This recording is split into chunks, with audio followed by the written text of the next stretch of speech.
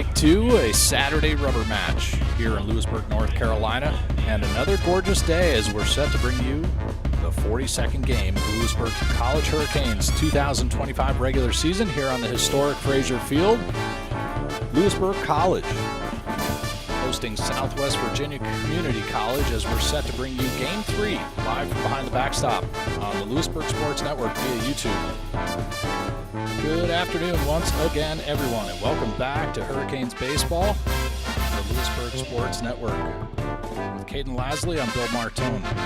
The Hurricanes picked up wins in games 1 and 2 here against West Virginia Community College Flying Eagles yesterday and continue to occupy second place in the D2 West standings in Region 10. Just 5 games remaining in the regular season after this afternoon's Game 3 rubber match. Head coach Stephen McMillan's effectively brought 2 Flying Eagles teams to the field yesterday. In Game 1, with the tying run on third, Chris Steele grounded out to Cusick with the fielder's choice flipped to Slowinski to get the force at second, and the Eagles' closest game of the season came to a close with 2 runs on 3 hits and 1 error, an otherwise solid performance by the Flying Eagles. Game 2, however, a totally different story altogether with 17 runs allowed on 15 hits and 6 errors. With Flying Eagles team will the Hurricanes face today in Game 3's rubber match? Stay tuned to find out right here on the Louisburg Sports Network after the break.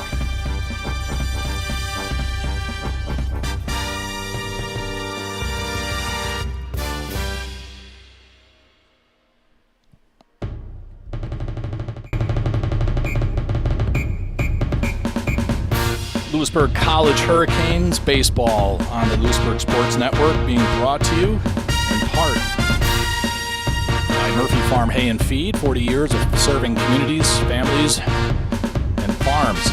Mangum Insurance Agency, products and service for every occasion. Offices in Coates and Dunn. And Johnny's Barbecue, located here in Louisburg, North Carolina, specializing in whole hog, Eastern North Carolina barbecue.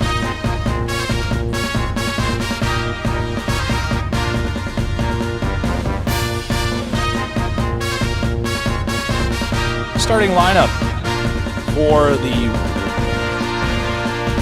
Southern Virginia Community College Flying Eagles: McInnes, Hall, Irvin, Boyd, Steele, Felger, Joachim, Kilborn, and Rule.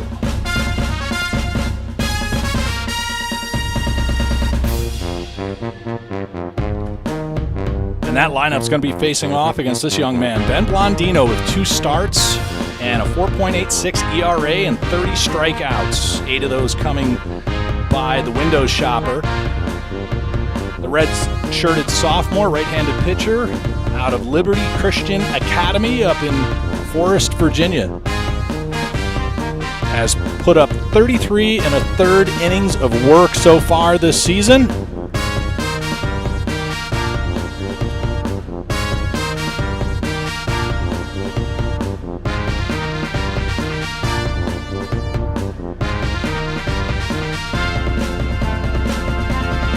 Just a moment, this leadoff batter is going to be stepping in.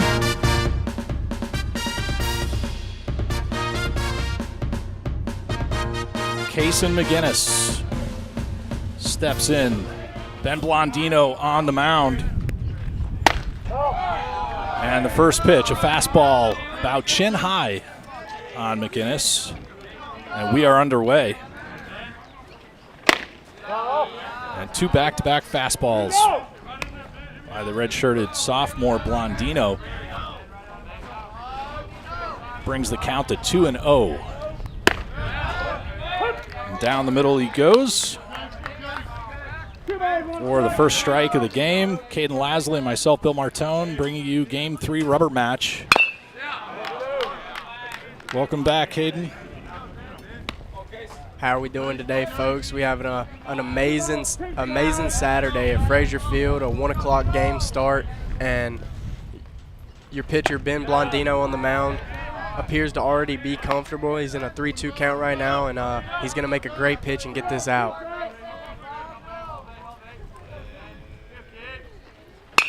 Popped up left side. Evan Slowinski gets called off by Elijah Monsanto. And with that, we'll take a look at your Louisburg College Hurricanes defense out in left field. Elijah Monsanto with Stephen Kreiner in center and Nick Lobello in right. From third to first, Shadle, Slewinski, Cusick, and Dunn.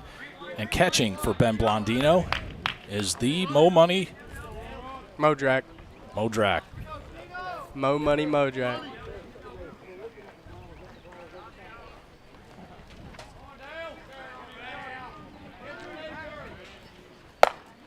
Second batter in the lineup is Ronnie Hall, second baseman. Hall looked very athletic on defense in that number 4 hole of the infield. Found his way out in the right field a handful of times for some fly balls. Yeah, making some good athletic plays over there at second base yesterday for sure. Popped up, right side. Blondino with the catch.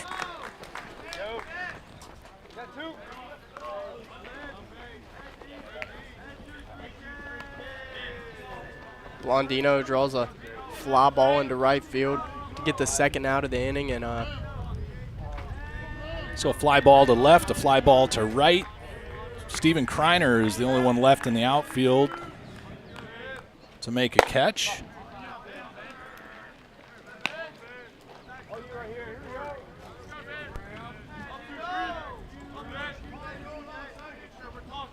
Swing and a miss by the big left-handed Graham Irvin. Pulled off an unassisted double play at first yesterday. A hard line shot from Anthony Jones. Caught Jace Dunn already down the base path. That was a real slick move for the first baseman. It's a little hit and run call from Coach Myers at third base, and it's a good call, and good execution, just hit right to him. You want a ground ball in that situation, and he hit you a line drive. So I mean, after yesterday, Irvin steps in today batting 200. Can't really be upset about that if you're a coach. And Blondino now fills up the count on the third batter with 2 outs and nobody on. We're in the top of the first inning in the rubber match game 3 on a Saturday, which is a little unusual. Down the middle, and Irvin fouls that one off. I was watching some Wheels highlights coming in this morning, and I honestly think we ought to reach out and get some of our broadcasts clipped up by the infamous Wheels YouTube channel. The full count payoff, and he loses him to a walk. Mike could get a little highlight reel going. That we'll have to download the broadcast and then clip them up ourselves and send them a little taste of Hurricane baseball live from behind the backstop on the Louisburg Sports Network. He would probably enjoy those Catawba Valley series, how action-packed and exciting they are. Got pretty spicy here Wednesday night with the Wake Tech Eagles. The fourth batter is Damian Boyd, the third baseman.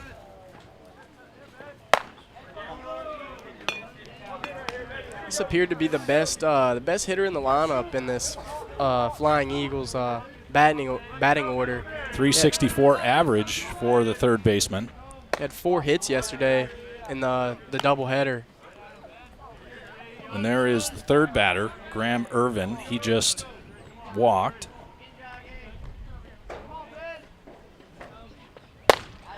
Blondino struggling a touch to command the strike zone. His fastball seems to be riding up.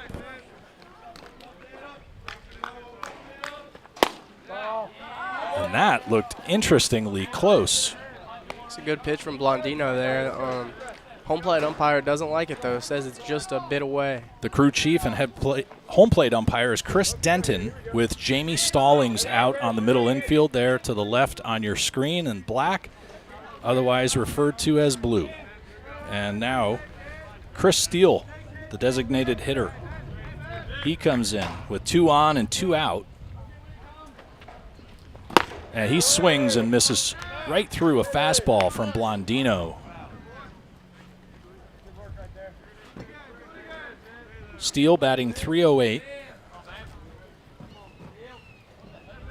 Has 26 at-bats. He pops that one up out of play.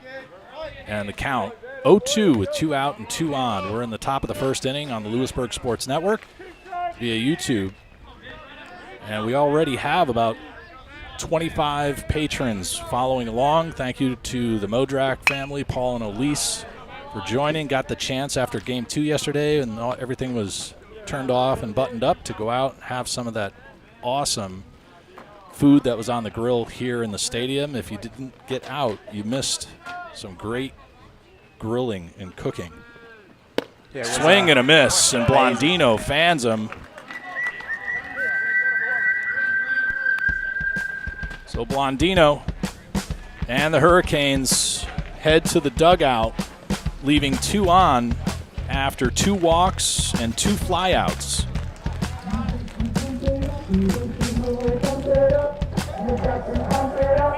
And Chris Steele goes down on a swinging strikeout to end the inning. Harrison Felger, Kensley Joachim, and Ben Kilborn due up for the Flying Eagles in the top of the second. But coming up here shortly for your Louisburg College Hurricanes is the following batting order. Nick Lobello leading off with Evan Slowinski in the 2-hole. Kenny Shadle batting third and Jace Dunn in the cleanup spot. Anthony Jones as the DH. Batting fifth, Jake Modrak, sixth. Seventh, Stephen Kreiner. Eighth, Colin Cusick. And last but not least, in for James Green is Elijah Monsanto at the bottom of the order.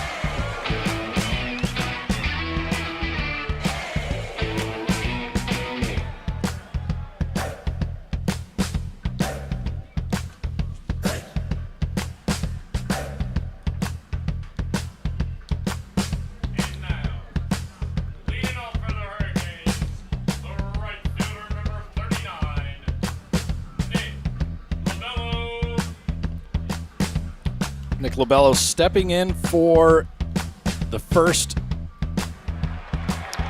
at-bat of the Hurricanes in the rubber match Game 3 on a Saturday, which is a little unusual. Usually we're double-headering it. Is that such a word? I guess we can make it one here on this fine Saturday. It's going to be this is just a single game, but yesterday we played the doubleheader. And Lobello swings through the second offering by the starting pitcher, John Paul Eads. He made an appearance yesterday in the second game as a substitute at first base, and now he has starting pitching duties.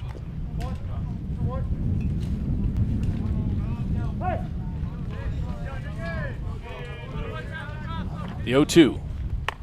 And a breaking ball that misses. Eads has a 16.83 ERA, 23 innings pitched, and an opposing batting average of .367. And he effectively doubles up the count. 2-2 on the leadoff batter, Nick Lobello. Swing and a miss, and he gets a drop third strike. I guess not.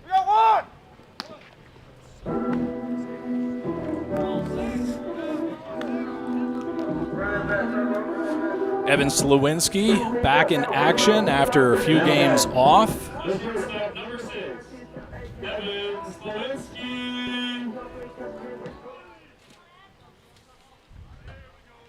Slowinski batting .316, had a stand-up double in his returning first at-bat yesterday. Kind of like he had never left.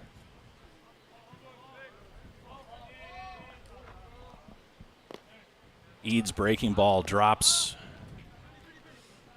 in front of the catcher. We'll get a defensive read in a moment for the Flying Eagles.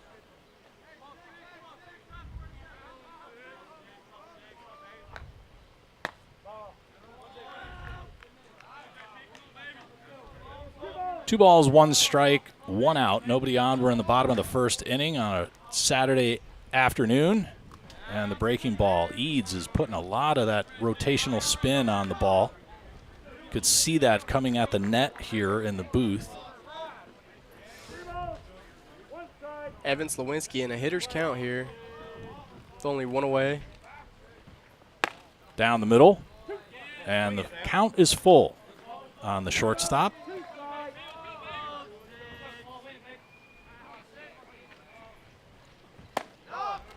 And a breaking ball is going to lose Slawinski to a walk, or he'll pick it up at least. Visitors defense for the Flying Eagles across the outfield: Kilborn, McInnes, and Rule. And across the infield from third to first is Boyd, Joachim, Hall, and Irvin. Catching for John Paul Eads is Harrison Felger. So a third team effectively that we're seeing by the Flying Eagles. The first game, they looked quite solid, and I gave them props and recognition in the monologue opening for this rubber match game 3. They did look good in the first game, at least. They looked decent. Played us in a 2-3 ball game. And then in the second game, Louisburg kind of carried away with it. Kenny Shadle with a home run in game 2. He's up to 13 with 41 RBIs and a .351 batting average. With Green out of the game this afternoon, he's leading. And the throwdown, not in time, as Evan Slawinski picks up a stolen base. Going to be a stolen base for Evan Slawinski there, and that's going to put a runner in scoring position for Kenny Shadle.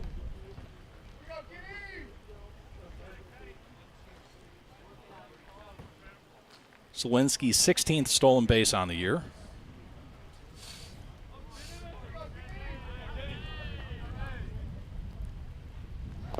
The pitch to Shadle bounced off the catcher, and Slawinski in feet first under the tag. Kind of a bang-bang play there for our camera switcher extraordinaire. All Shadle needs to do now is hit a ground ball or a deep fly ball, and it'll score Slawinski. 1 out, 1 on third. And Kenny Shadle steps back in with a 2 ball, 1 strike count with 1 out and a quick shortstop on third, and the foul ball off of Harrison Felger. I'm not sure if it's Felger or Felger. I'm going to go with Felger. If there's anybody in the live stream that is related or knows the proper pronunciation, please correct me. I always like to be as courteous as possible. Could be his name, more than likely. I must have PTSD as a kid growing up, having somebody butcher my name, yeah. Whether a teacher or coach or somebody. And so me too. I've become a little too cognizant of my own enunciating. 2-2 count with 1 out on Kenny Shadle. And John Paul Eads grunts as he throws a bit of a cutter that tails to the glove side. I say that again. Is it a cutter? Is it a slider, a splitter? What is it? The full count. There's the slider, it looked like. Inside on the hands of Shadle.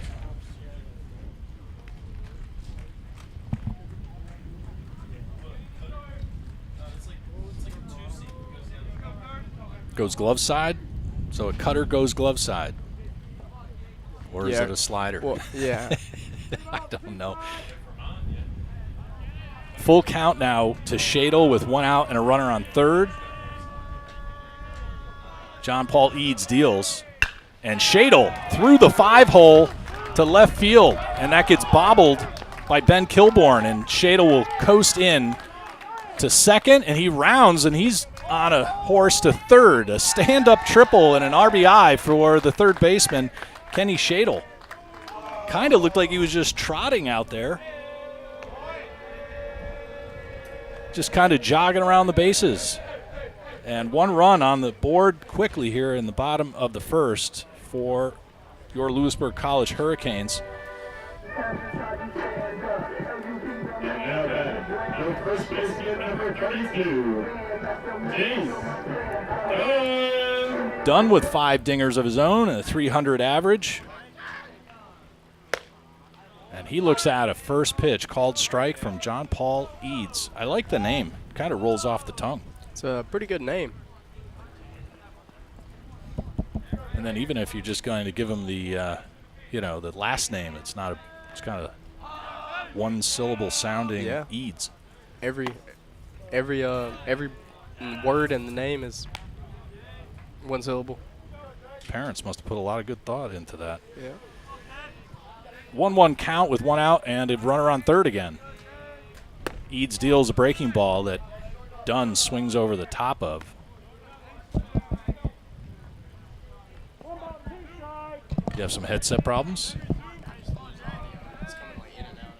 In and out on the right ear. Fly ball center field is Kaysen McGinnis, and tagging from third is Kenny Shadle. So he scores on a sac fly by Jace Dunn.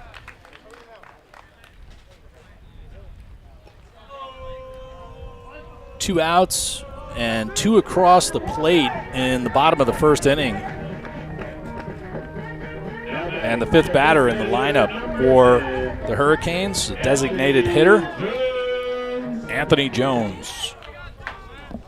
Jones, 5 dingers, 25 RBIs, and a 223. He's kind of at the bottom of the average for the Hurricanes, for which I know some teams would be just fine with, but I know Anthony is looking to crank that up here in the last few games of the season. Oh, yeah, he definitely is. And he hits it hard to the shortstop. One bounce and across. And that makes it 3.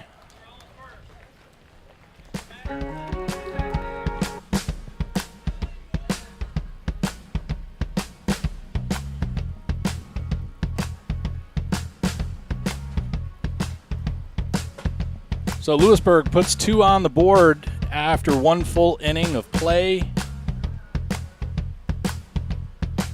with Jake Modrak, Steven Kreiner, and Colin Cusick due up in the second for the Hurricanes. Coming up shortly, though, for the Flying Eagles will be Harrison Felger, Kensley Joachim, and Ben Kilmore.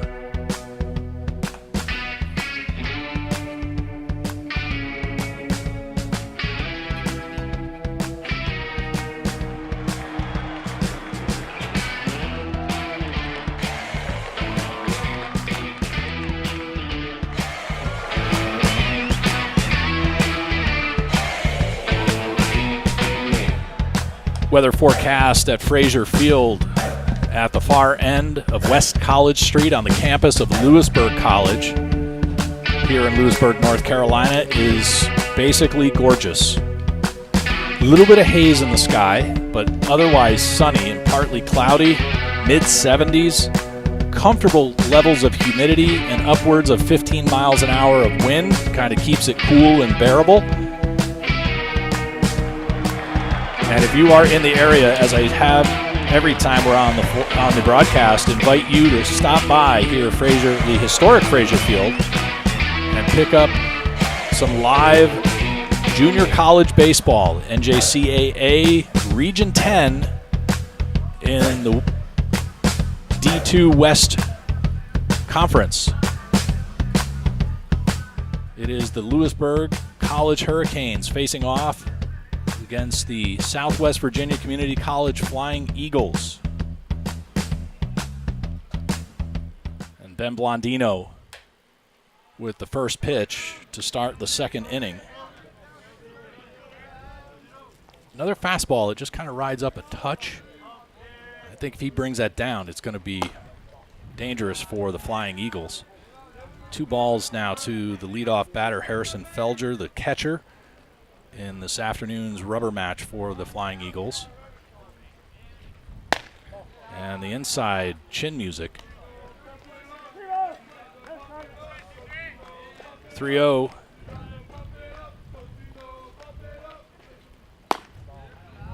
And we start the second inning with a walk.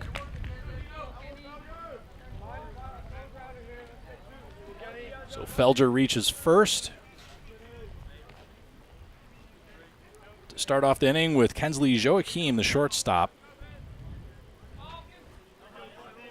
Bats left-handed. He's out of Quebec, Canada.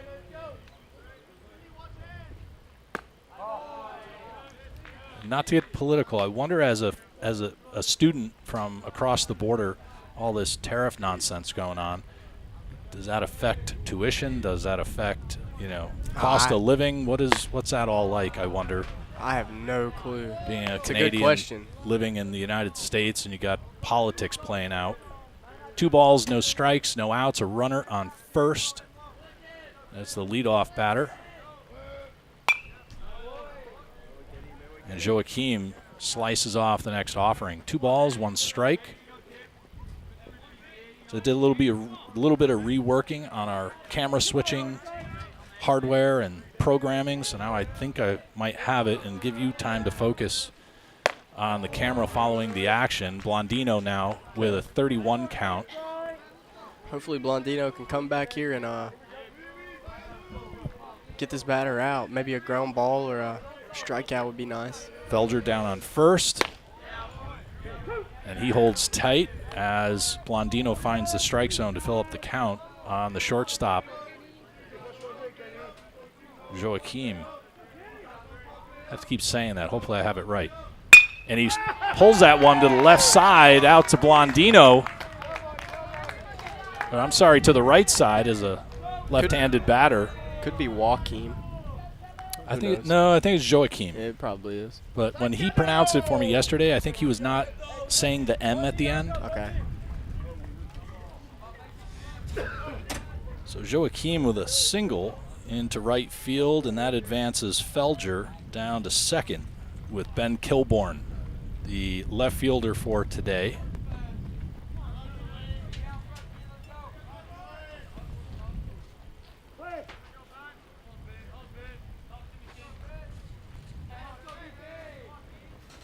Kilborn played right field in an attempted bunt there a moment ago. He played right field in game 1.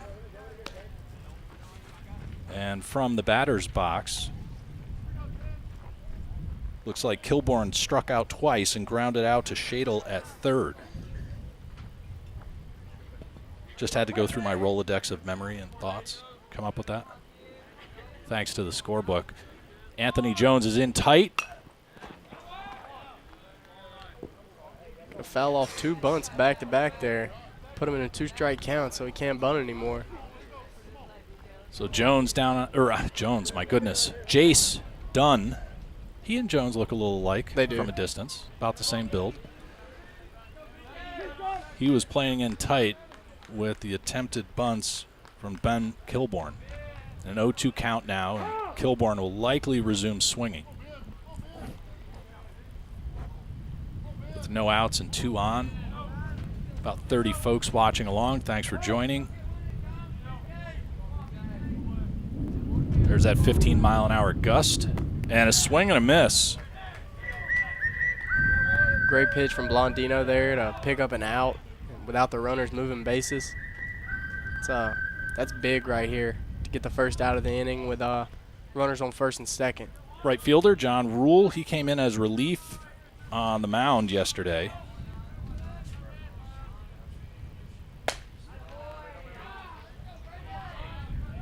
Yeah, I'm with you, Caden. This little foot switcher thing is awkward.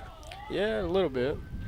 I gotta like hold my foot over it because I'm afraid if I rest it, it's gonna push. Yeah, it's automatically gonna hit it. Yeah. Hard hit.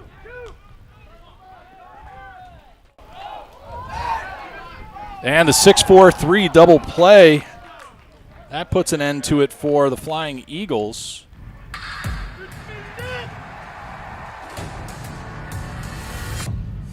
As the Hurricanes go back to the dugout, they'll be coming up here shortly. Jake Modrak, Steven Kreiner, and Colin Cusick.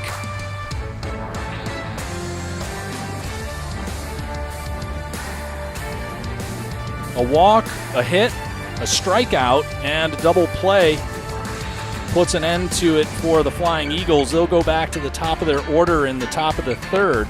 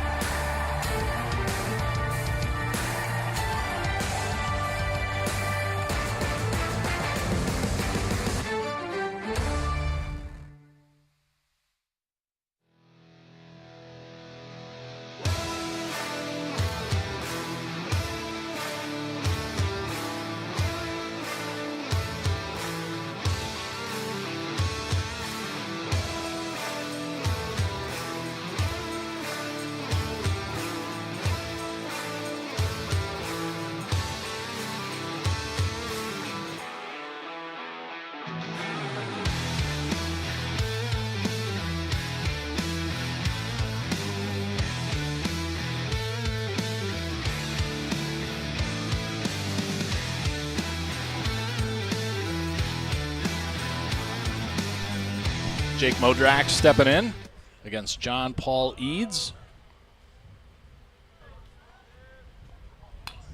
And the first offering fouled off.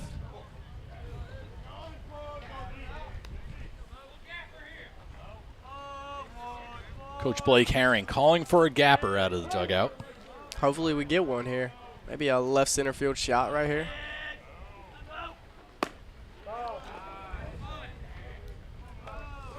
Cutting away, sliding away. Something away was that last pitch from Eads. And a hard ground ball to the third baseman. And a 5-3. Boyd to Irvin. We're going to need a paperweight. And now back. The center fielder on the floor. Steven Ryder.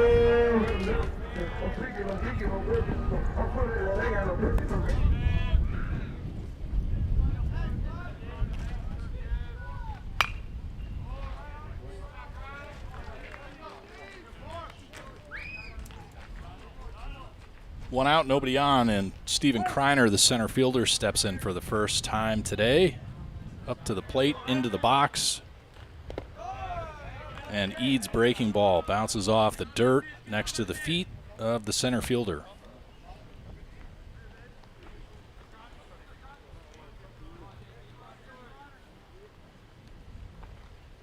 Kreiner at 314 with a 507 slugging and 389. Popped that one out of play. Kreiner with 157 putouts, leading the Hurricanes on the fielding side of things. I think that's what it implies. PO.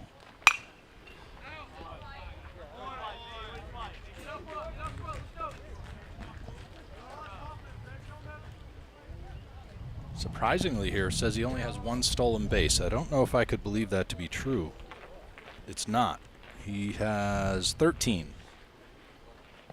And that was Jace Dunn with the putouts. So I was mistaken. He has 73. Eads low and away on Kreiner. 2 balls, 2 strikes, 1 out.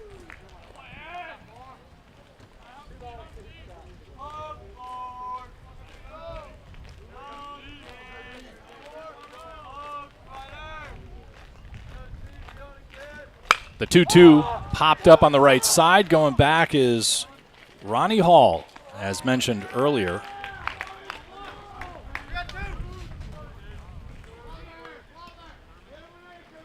FO4 in the book for Kreiner as the second out in the second inning. Colin Cusick now the 8th in the lineup.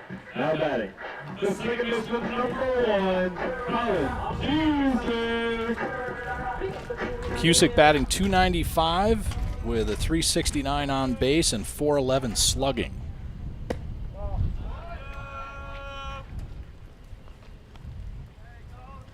Patrons with the umbrellas are getting blown inside out with the gusts hitting that 15 to 20 mile an hour mark. And Eads misses on a breaking ball. Off speed, it would have appeared. 1 ball.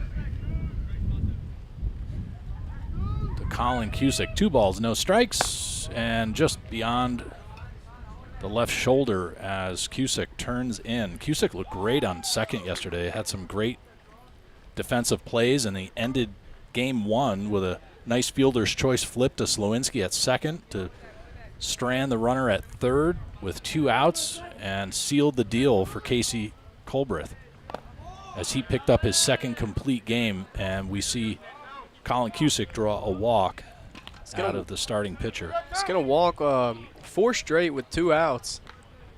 It's not what you want to do if you're a pitcher is get the Hurricanes lineup in a 2-out rally. I feel like that's where we're most powerful.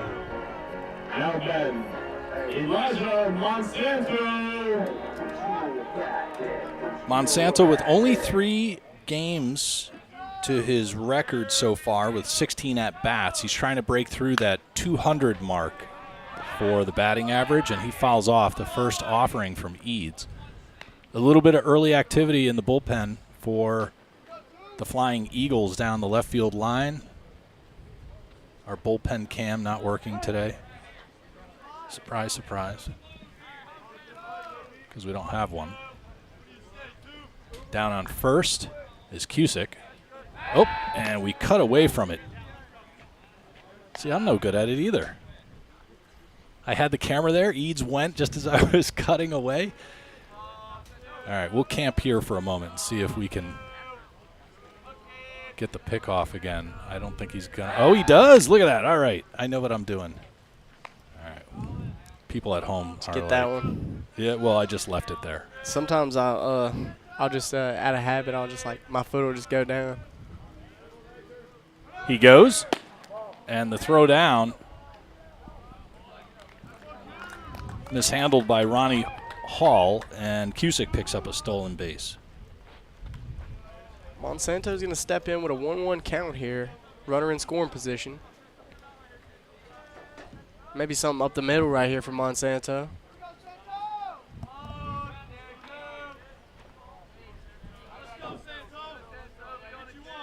One, swing and a miss.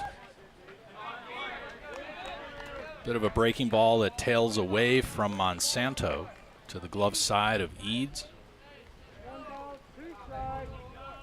Hardly any chatter in the live stream just yet, but we have closing in on 40 people. 1 ball, 2 strikes, 2 outs, and a runner on second. We are in the bottom of the second inning. And a swing and a miss, and that'll put an end to the threat.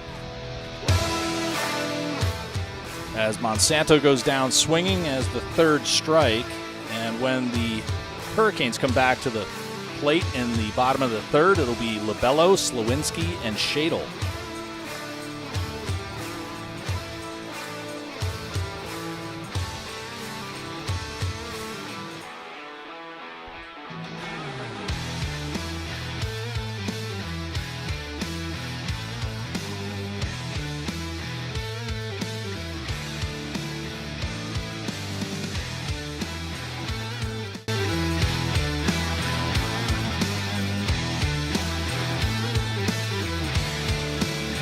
Louisburg College Baseball on the Louisburg Sports Network, being brought to you all season long, in part by Murphy Farm Hay and Feed, farms, families, communities for 40 years, and Mangum Insurance Agency, products and service for every situation, offices in Coates and Dunn, and specializing in Eastern North Carolina whole hog barbecue. It's Johnny's Barbecue here in Louisburg, North Carolina.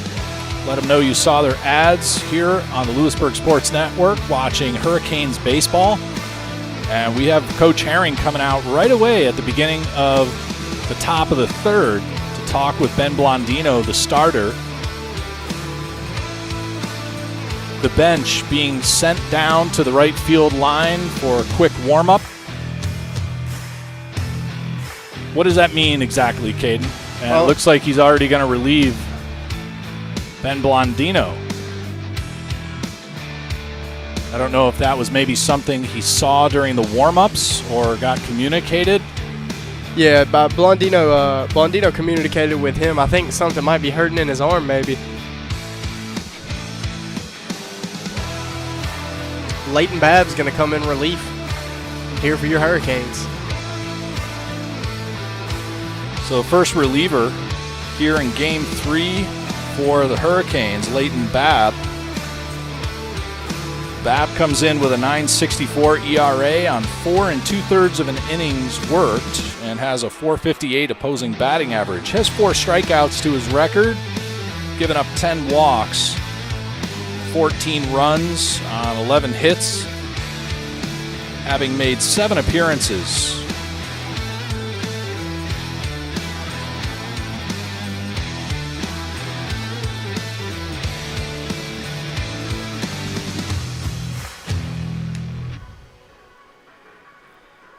So we'll stay in our music break as we wait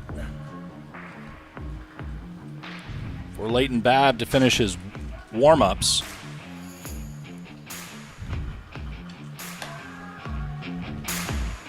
Otherwise, we run the risk of getting a copyright strike on the broadcast on YouTube if we play popular music that comes across the PA system. Definitely don't want that. Don't want to lose the broadcast for our loyal fans.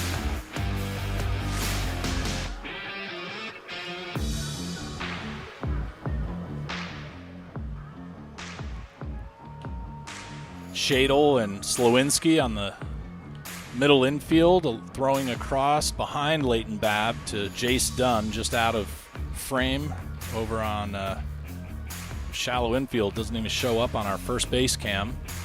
They're staying loose. Monsanto, Kreiner, and Labello just kind of walking amongst the Bermuda in the outfield. And there he is right there, Leighton Babb.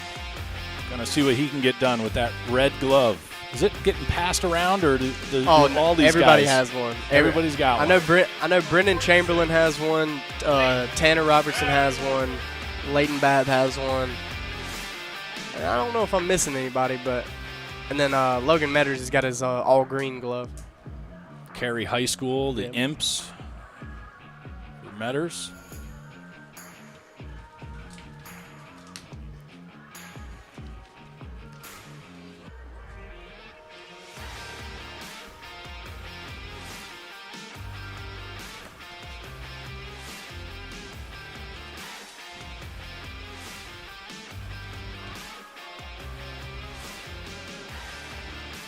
Leighton Babb is out of Harnett Central High School in Lillington, North Carolina, home to the Campbell Camels. Campbell University. And Coach Herring's alma mater. All right, we'll nix the music for our patrons. They're probably getting sick of it by now. And we'll just hold tight here with the broadcast mics open, trying to kill some time. Coming up to the plate will be the top of the order, Kaysen McInnes, the center fielder. He'll be the first batter for the Flying Eagles to see Leighton Babb. This would be the top of the order for the Flying Eagles.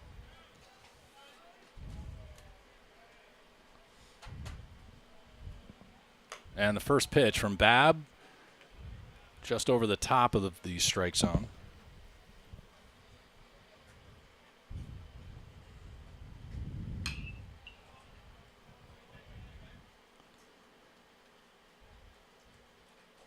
Blondino exited on 39 pitches, having faced all 9.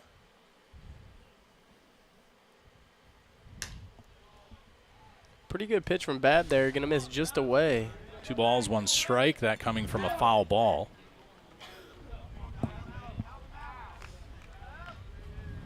Swing and a miss. 2-2. McInnes flied out to Elijah Monsanto in left field to start the game. I think it was a first pitch, too, if I remember correctly. And there's that same pitch, and down goes McInnes. Babb going to pick up a strikeout there, and he's looking good so far. We got some dueling strikeout sounds from the broadcast and the stadium. Babb going to come in and face the top of the order. Strikes the leadoff batter out, and now he's going to face the 2-hole. Flying Eagles second baseman. Ronnie Hall flied out to Nick Labello in right field as the second batter of the game. Maria Tulloch, thanks for joining. She's rooting for the sweep. Babb just misses the outside corner. 1-1. On deck is Graham Irvin, the first baseman. And a 2-1 count now on the second batter, Ronnie Hall, as he steps back in. Babb deals, and he gets the called strike. It's a great pitch from Babb there on the outer half. Hall looked like he was starting his swing and then held off for some reason, and the ball stayed in the strike zone. The 2-2 count. Swing and a miss. 2 strikeouts back-to-back for Leighton Babb as he comes in behind the starter, Ben Blondino.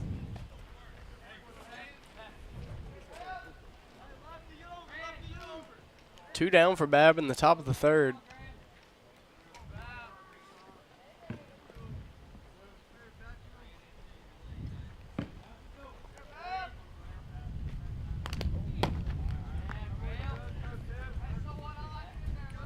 And number 27, Graham Irvin, is going to get plunked. Looks like he's walking gingerly down to first. Took that one in the hand, I take it.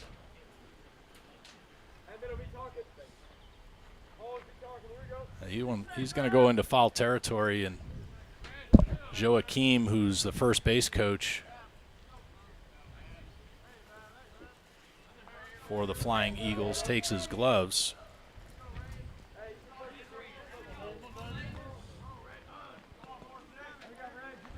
And Damian Boyd, the third baseman, he walked in his first at-bat in the first inning.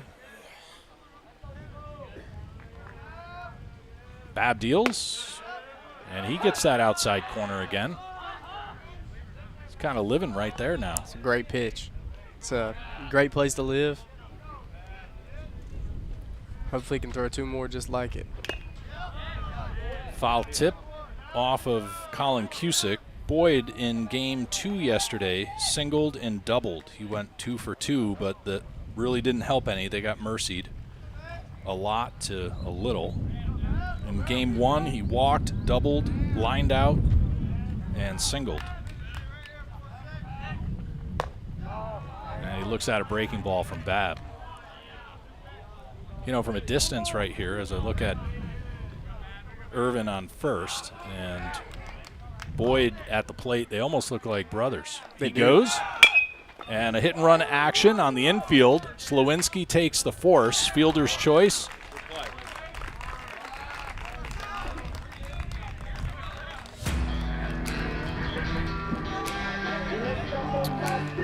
One left on, as we're in the middle of 3.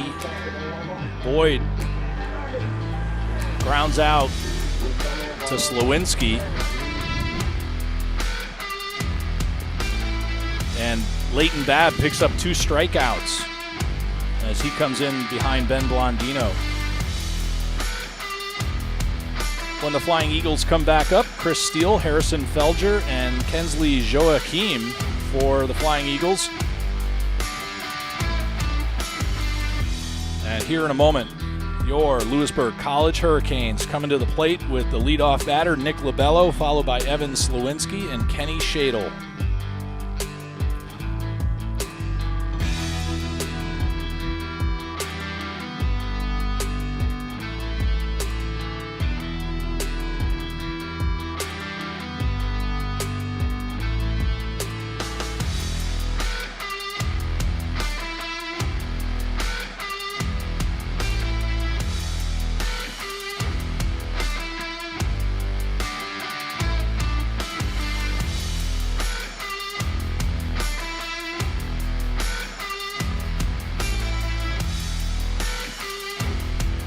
Nick Labello struck out to start off the bottom of the first inning for the Hurricanes.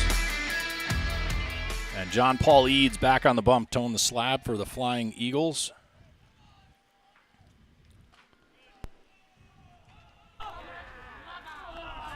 And the first pitch from Eads misses out of the strike zone. The 1-0. Just a little bit too low to Harrison Felger, the catcher. I don't know if that's noise coming out of the Hurricanes dugout or the Flying Eagles. Can't really tell which one. You just know it's noise. I can definitely smell some cooking. Smell some cooking coming from somewhere. I hope that's from some of us or later. As Ricky Cook might say, some cooking. Labello gets the walk. 4 straight pitches to start off the bottom of the 3rd inning. Kind of smells like pancakes. It very well could be. Pancakes and sausage, little maple syrup. Terrific for both the cholesterol and the diabetes.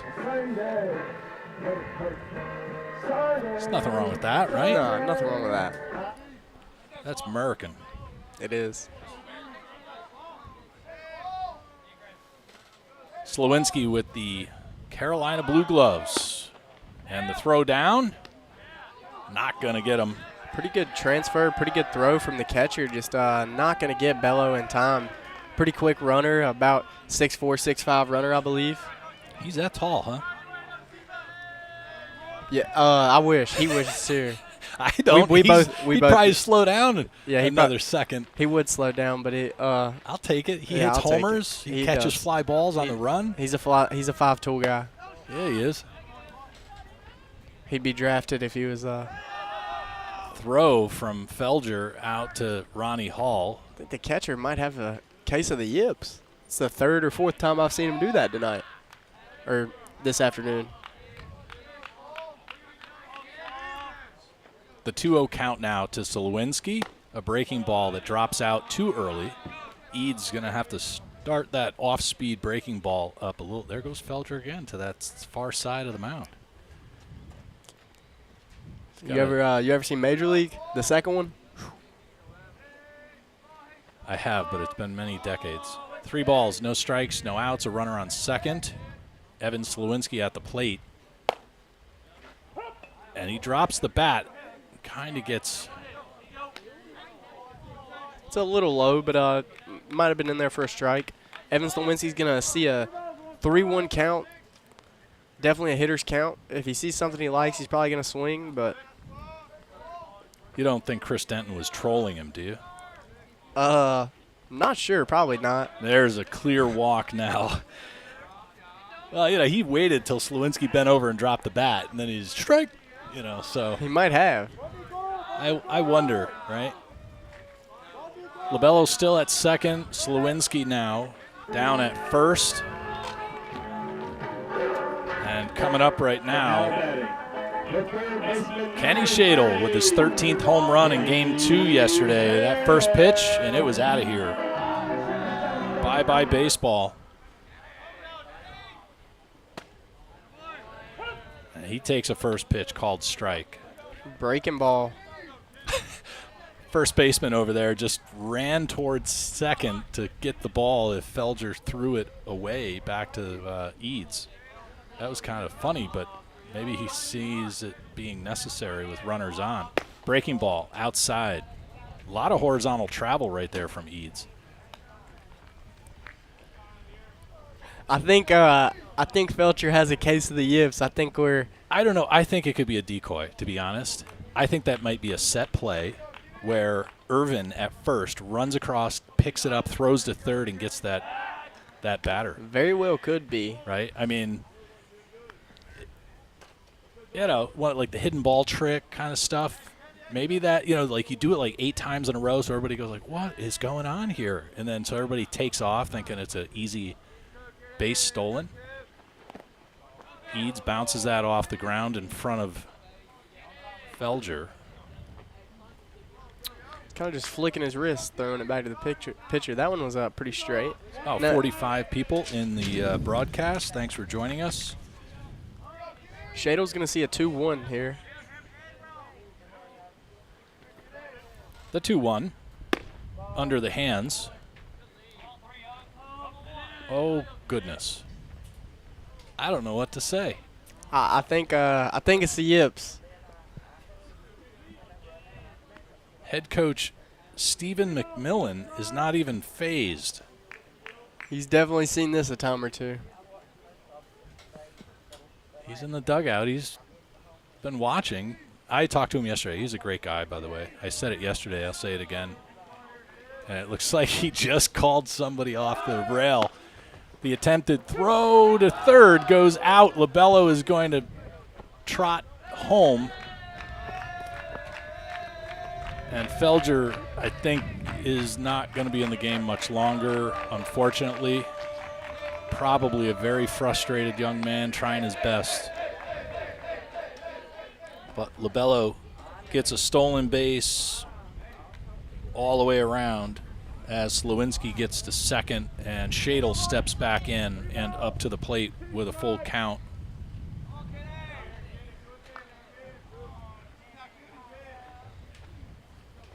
Shadle tripled in his first at-bat. Roller on the left side, across, 5-3. So an infield ground ball. Moves Slewinski over to third. And there's one out as Jace Dunn is going to step in. He sack flied in the first inning. And now the first baseman, number 32. Scoring Shadle. And that was the second run of the 2 in the first inning. 3-0 in favor of the Hurricanes as we're in the bottom of the third with one out and a runner on third. I think we found the magic touch now that we only have like 1 to 2 games of broadcast left. And the first pitch to Jace Dunn, called strike. It's probably how it goes every season. Yeah, honestly. Your best broadcast is the last. Is the last. Hopefully we play it. We play a long time. And then you put it all away for the season. Probably couldn't bring our broadcast to Enid, Oklahoma with us. Oh, yeah, we would. They probably got a pretty sophisticated broadcast up there, don't they? They contract it out, and they run the graphics package for ESPN, and they I don't know if those announcers come in or they announce remotely, but they do have coverage through ESPN. I think the ESPU high hit left field. Camping out under it is the left fielder Ben Kilborn. And tagging is Evan Slowinski. The throw, not bad from left field, but it was a little bit offline. It would have been a close play if it was on the plate. Maybe if it was anybody else running, too, it would have been a little closer of a play. Evan Slowinski's got decent wheels out there. So 2 sack flies for Jace Dunn. Scores 2 RBIs, 1 in the first, 1 here now just in the third. And Anthony Jones is coming up.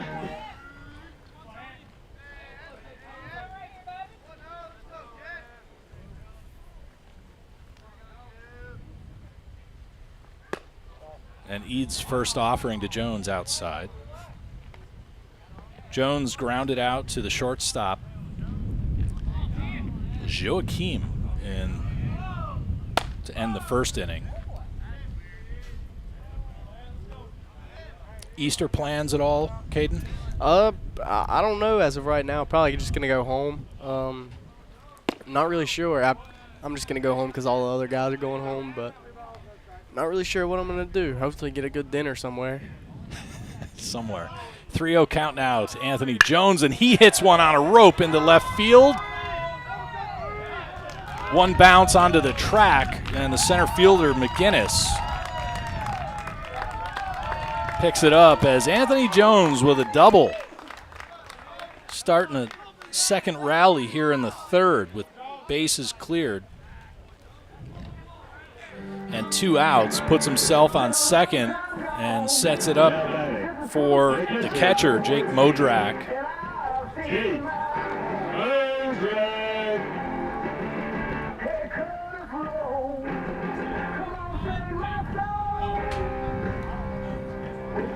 Modrak grounded out to the third baseman, Damian Boyd, in the second inning. Started off the bottom of the second for the Hurricanes with a ground out. And now he's got 2 outs and Anthony Jones on second base.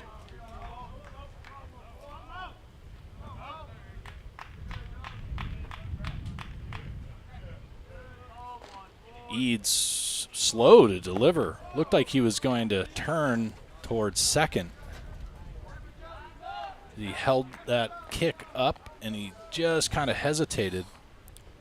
Before he went down, yeah. Yeah, almost looked like he was going to give the old turn. Eads is at 65 pitches right now. We're in the bottom of the third inning with 2 outs and a runner on second.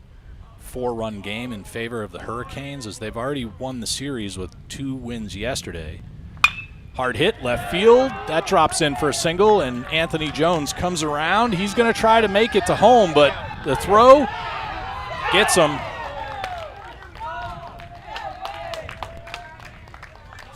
Second time in 2 days that Jones has tried to stretch an extra base and gets tagged out.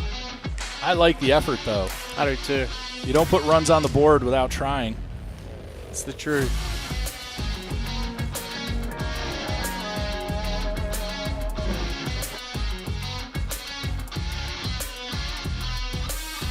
Steven Kreiner, Colin Cusick, and Elijah Monsanto when the Hurricanes come back to the plate in the bottom of the 4th inning. Shortly, though, At the top of the fourth for the Flying Eagles will be Chris Steele, Harrison Felger, and Kensley Joachim.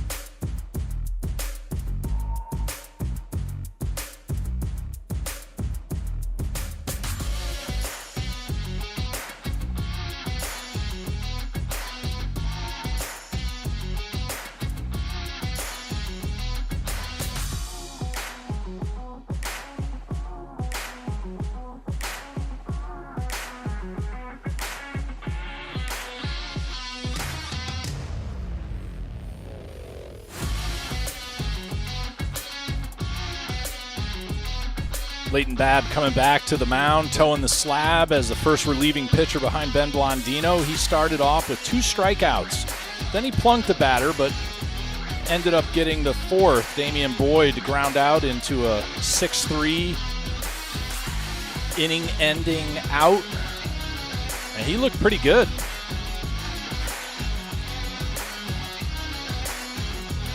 Got 2 strikeouts last inning for Babb. Faced 4 batters with 2 strikeouts, no walks, threw 15 pitches and 9 strikes. Pretty good for Leighton Babb. As Chris Steele steps back in.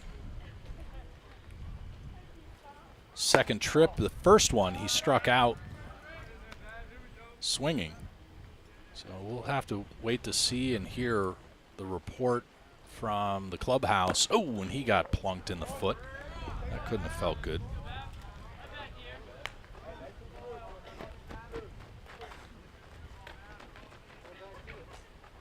Down to first goes Chris Steele on a leadoff HBP, and Harrison Felger, number 22, the catcher. He's going to step in. Babb looks over at first. Hard hit right up the middle. Drops in front of Kreiner. 2 hops and a dribble. And just like that, 2 pitches and 2 runners on.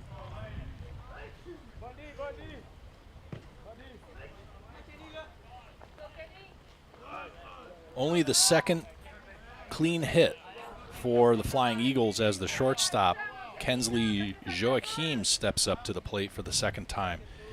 He was the first hit into right field.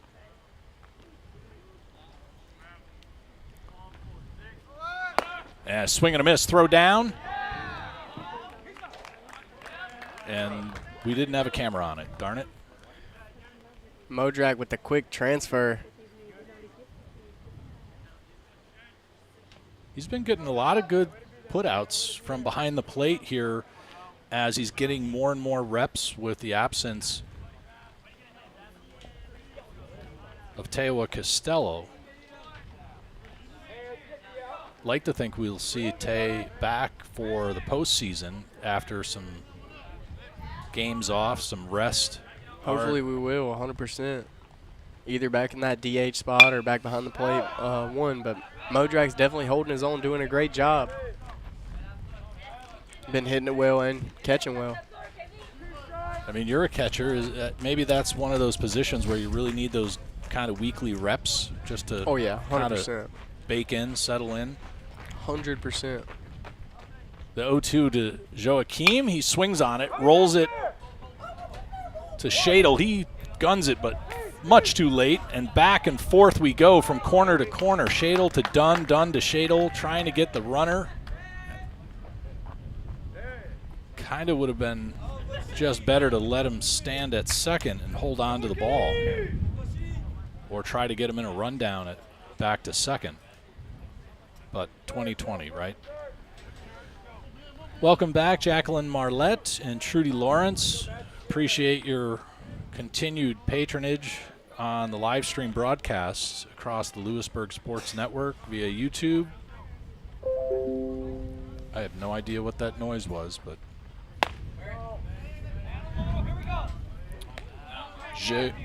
Joachim down on first, and we're back to Kilborn, who's at the plate.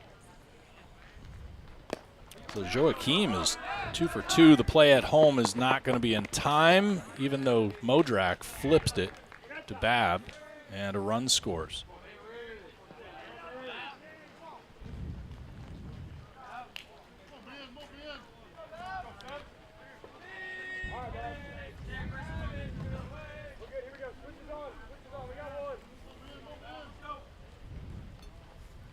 So Felger scores, and Joachim is down on second with Kilborn at the plate. Kilborn struck out in his first at-bat.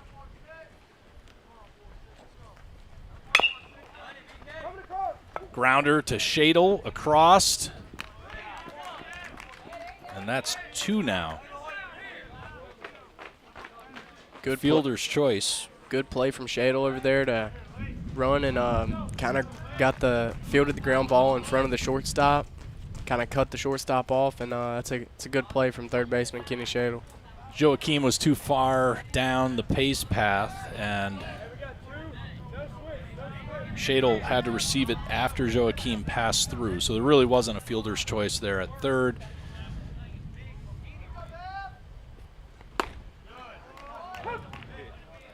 Chris Denton, our crew chief and home plate umpire, gives us the called strike sign and audible. 0-1 with 2 outs. John Rule. He's got some big forearms. That he does. He threw heat yesterday as a reliever. Remember, a little wild thing, but 1-1 with 2 outs. Got a little Barry Bonds bat waggle. Throw down. Did Shadle really come up with that? Yeah, he caught it. Holy Hannah, that was awesome. We missed it on the camera, and we don't have a tight shot on third, but the ball looked like it went right into the feet of Joachim, and Shadle came out the other side with it in his glove. The 2-1 just gets the corner, doubles it up with 2 outs and a runner on third. 4-1 is the score in the top of the 4th inning. The Flying Eagles got one on the board a moment ago. Swing and a miss. Good pitch from Leighton Babb there, going to retire the right fielder.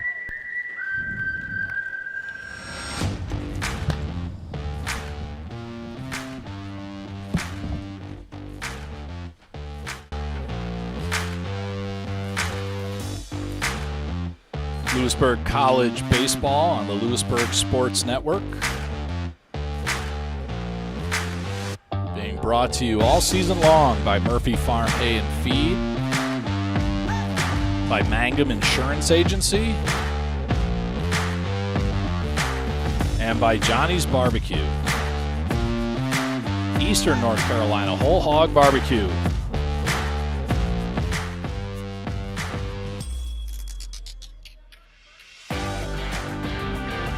Southwest Virginia Flying Eagles on the road here at Frazier Field, the home to the Louisburg College Hurricanes baseball team. At the far end of West College Street on the historic, beautiful campus of Louisburg College.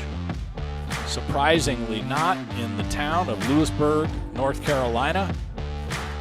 About an hour's drive from Raleigh, North Carolina, the state capital.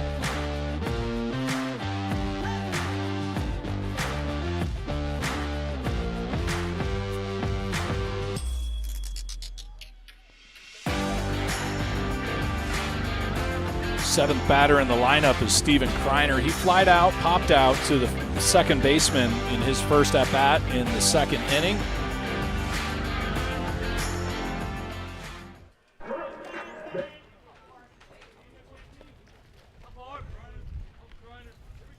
And the first pitch to Kreiner, swung on. Pop fly, left side.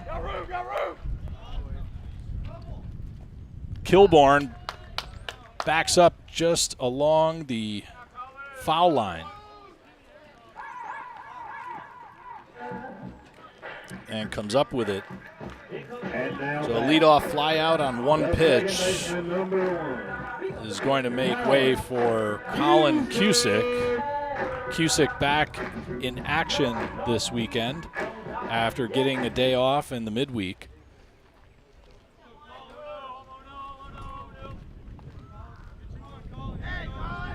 Cusick got plunked in the back of the helmet, and he golfs that one in the left field. It's going to go right to the left fielder, Ben Kilborn, 2 in a row. 2 pitches, 2 hits, 2 outs.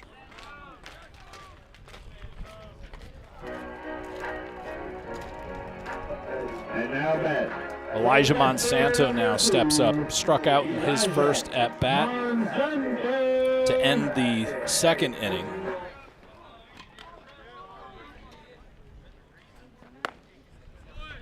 And he looks at a first offering from Eads, a called strike. Eads is at 68, 69 pitches. Hard hit, high fly ball, left field. Going back is Kilborn, and that's out. Elijah Monsanto with his first collegiate home run here at the historic Frazier Field.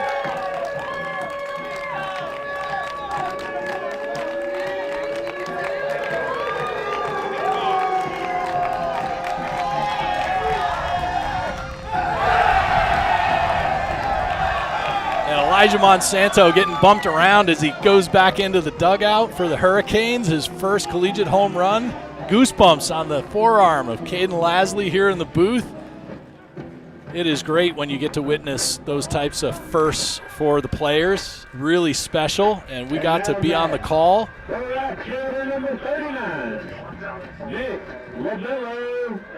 And now Nick Labello steps in. Young man's got 6 of those on the year.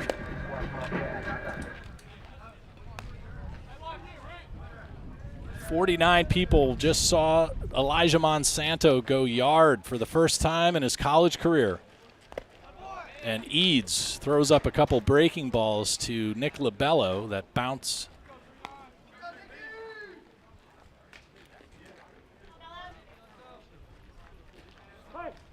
So a solo home run blast with 2 outs into deep left field. Somebody hopefully is going to get that ball for Elijah Monsanto. The 3-0 count down the middle. I probably would not make a really good baseball player because I would be swinging on the 3-0s. Hard hit right to Joaquim. And that puts an end to it.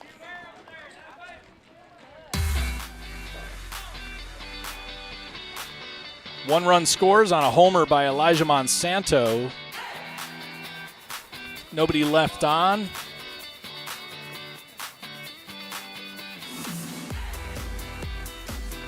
And when the Hurricanes come back to the plate in the 5th, it'll be Slowinski, Shadle, and Dunn. 5 runs, 4 hits, no errors for the Hurricanes. 1 run, 3 hits, and 2 errors for the Flying Eagles.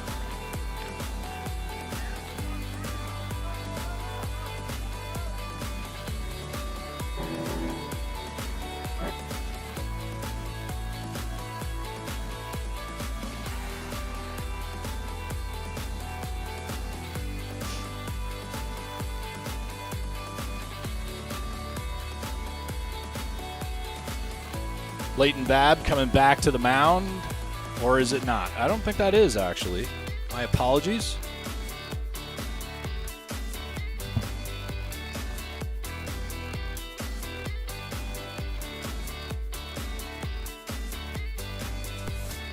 So Babb will exit as Lombardi comes in behind him. Babb did 2 full innings, 3 strikeouts, 1 run on 2 hits. Babb faced 9. Throwing 17 strikes on a total of 29 pitches, and only gave up 1 base runner on a hit by a pitch.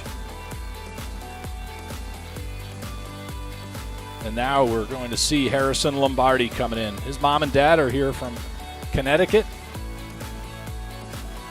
Watching along yesterday, enjoying some of that fine cooking on the grill by the other parents.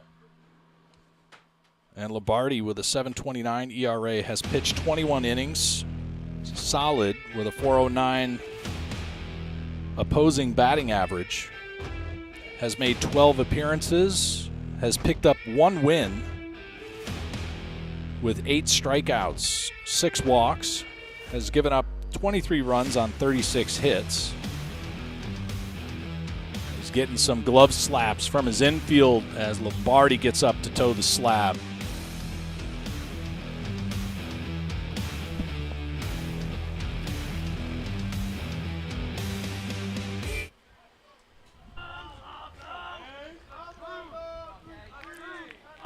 The first pitch from Lombardi down the middle, called strike. Looked pretty good. Good pitch from Lombardi there. He's going to get ahead early in the count. And the fastball spiked into the dirt just in front of the glove. Jake Modrak made a good block there with the leather. The 1-1. Some nice horizontal movement, but it rides up just a little too high. 2 balls, 1 strike on the leadoff batter. Top of the batting order, Kason McGinnis, flied out to left and struck out. That one popped up on the infield. Going back is Slowinski. He calls off Cusick.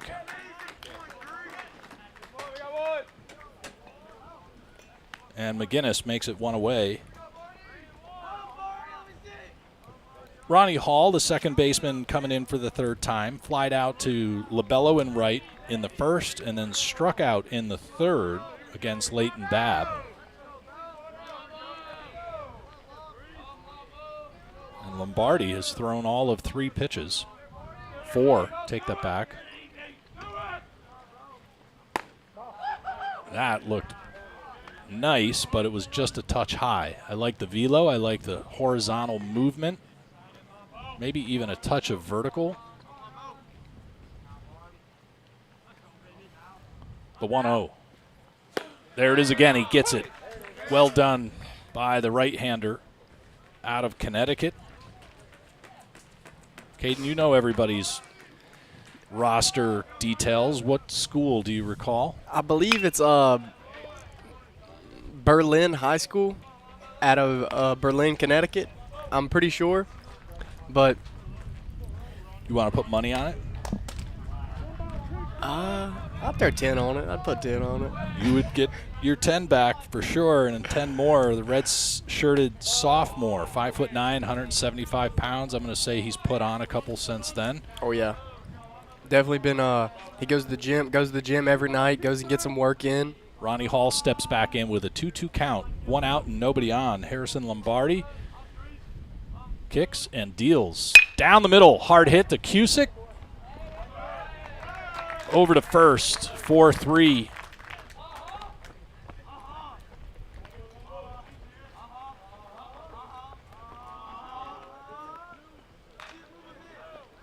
And there's a quick 2 outs with Graham Irvin coming up. He walked and was hit by a pitch so far in the game. He's the first baseman. Camera getting away from you? A little bit. Give our people at home a little break on that. Let me know when you're straight. Yeah, I think we're good. Foul tip into the glove of Modrak. Great velo by Lombardi. Could hear it off the bat and in the glove. Lombardi's body moves very fast whenever he's on the bump. Swing and a miss.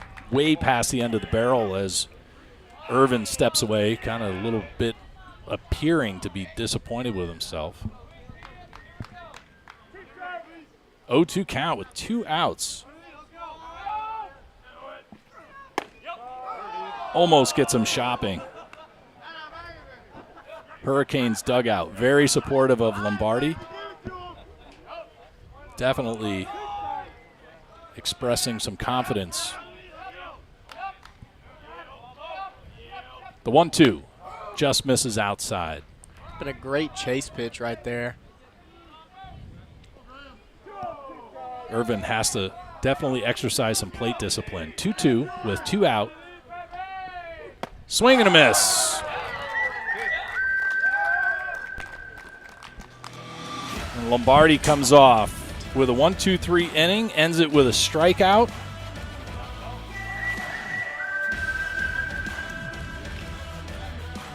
Leaving Damian Boyd on deck. Chris Steele after him and Harrison Felger in the 6th.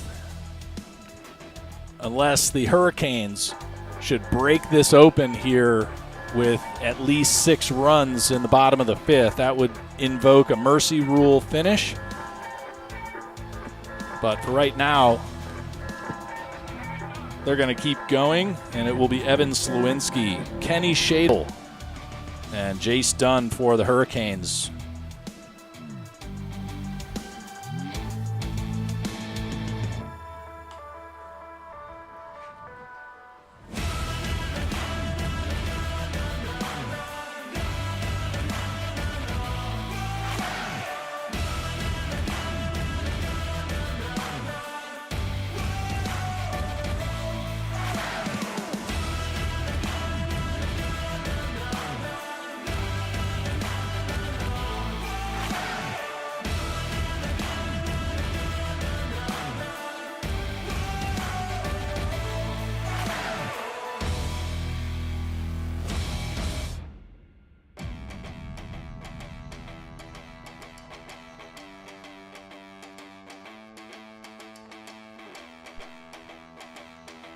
Coming back to the bump, looks like it's John Paul Eads as Evan Slewinski steps in.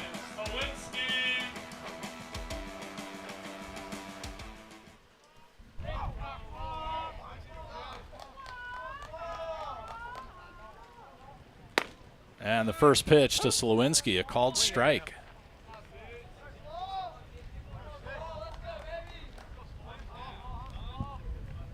Slewinski with 2 walks so far in the game. Hard hit left side through the 5-hole.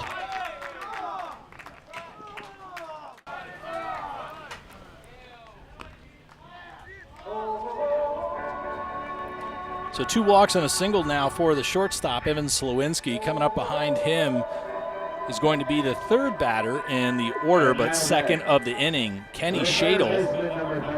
Shadle with a triple and a ground out so far in this game.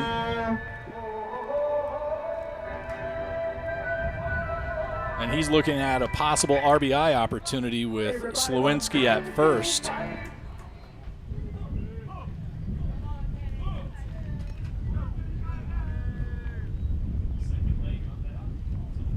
Eads with the first offering, a called strike.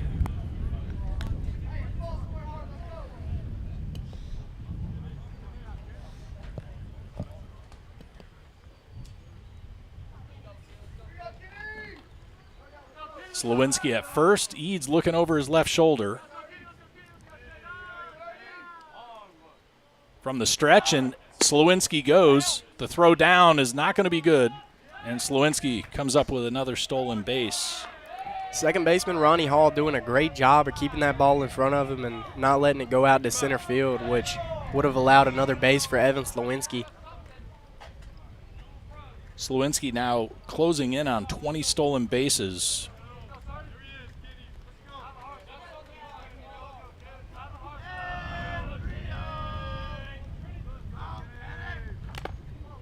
That's going to clip Shadle maybe. Looks like he's going to try to hold off and not go. Well, he gives in.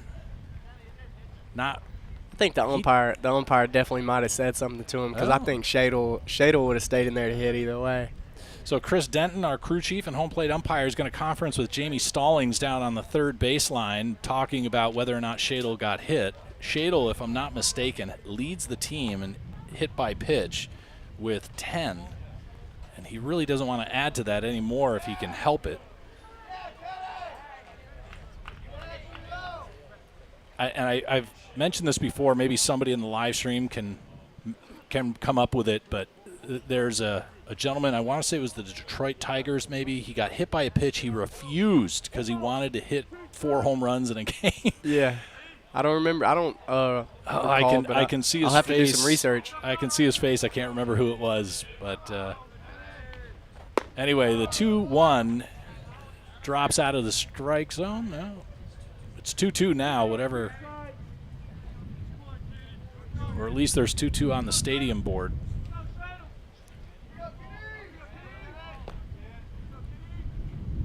Oh, I saw Shadle rearing back. I thought he was just going to unload on that pitch. 3 balls, 2 strikes with Slowinski at second, and Shadle steps back into the box.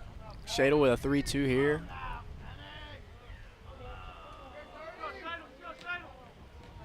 The full count from Eads. Inside. That almost clipped Shadle too. So 2 pitches, the inner half to Shadle. Almost hit him, but he's going to draw a wall, go down there to first base. Getting some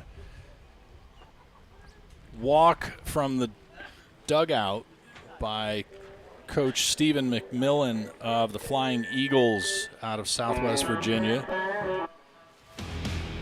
We'll have to fill up the audible audio while we have a pitching change. Eads exits at 83 pitches for the Flying Eagles. He's done 4 innings of work. He's faced 21 batters, thrown 83 pitches and 42 strikes.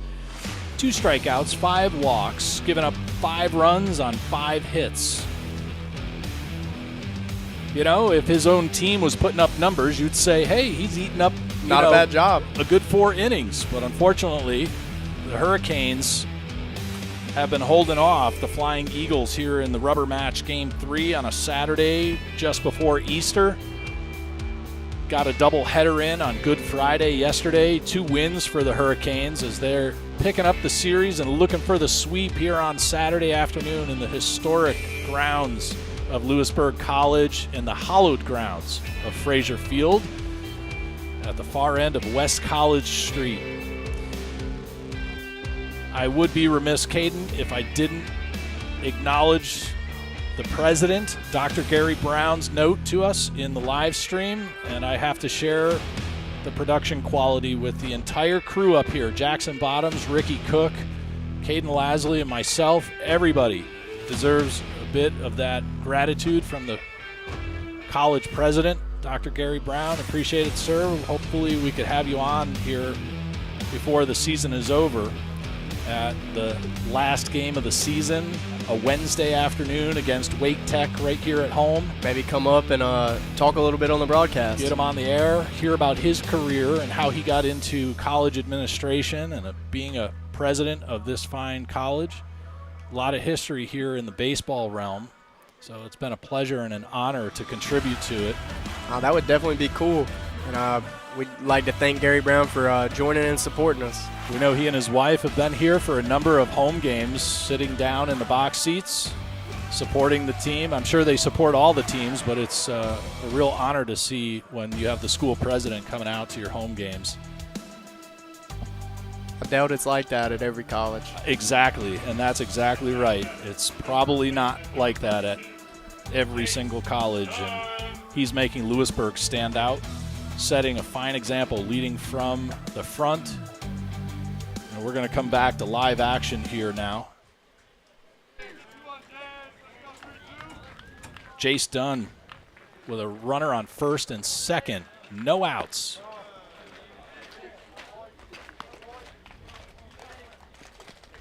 Peyton Maines is the pitcher.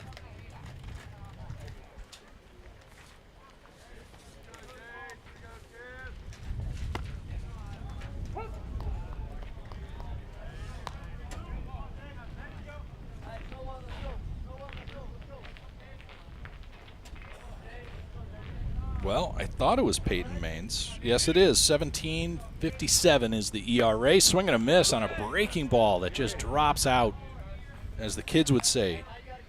Nasty, dirty, something. 21 innings pitched with a .520 opposing batting average, has 16 strikeouts. So there you go with that breaking ball. Maines is a threat to the batters. 1 ball, 2 strikes. Popped up on the infield. And the third baseman, Damian Boyd, comes up with it. In foul territory, Dunn goes down on an FO5. So 1 out, and Anthony Jones is coming up. He had a double in his last at-bat, grounded out in the first inning.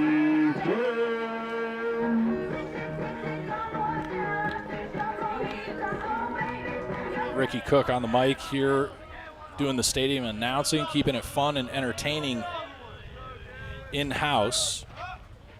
And runners advance 90 feet with no throw by Couer, who is now in for Felger.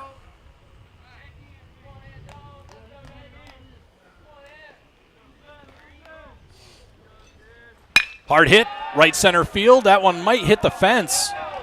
1 bounce as it gets to the bottom, and 2 runs will score. A 2 RBI double for Anthony Jones.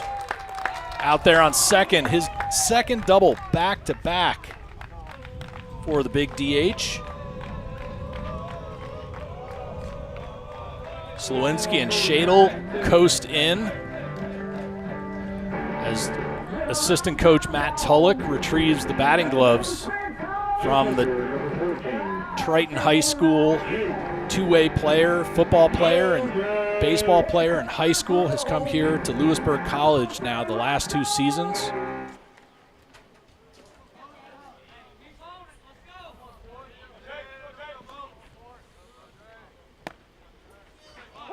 Swap out the lower third for Jake Modrak, batting .340. Grounded out and singled in his 2 at-bats so far this game.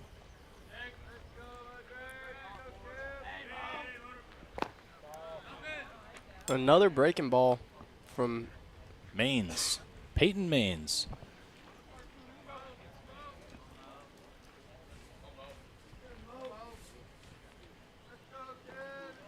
Jake Modrak swings, and he puts that one into deep left field, but not before Ben Kilborn is going to get to it.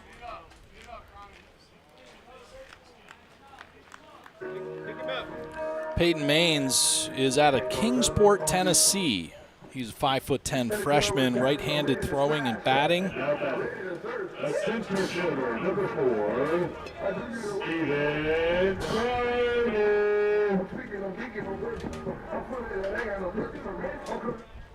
So 2 outs, and Anthony Jones still down on second, and Kreiner pops that one out of play. Couer is not going to get to it.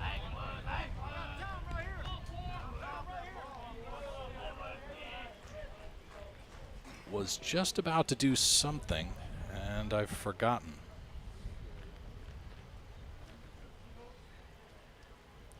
Six-run game now in favor of the Hurricanes. We're in the bottom of the 5th inning. I do believe the 10-run still in effect on a 7, or is this a 9? This is a 9, but 9-inning game. This is a 9, but so I think it's 8 after 7. 8 after 7. 8 after 7, 10 after 5. See, I'm just throwing up these softballs to the 46 people in the live stream, trying to get them to, like, Google things and then post answers, but no takers. Maines deals, and a check swing by Kreiner. Jamie Stallings says no dice. He did not swing.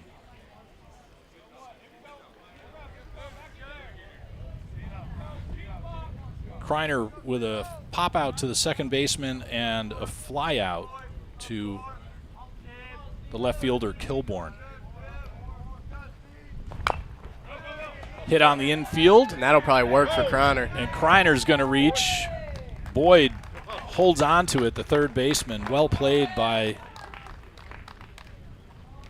number 18.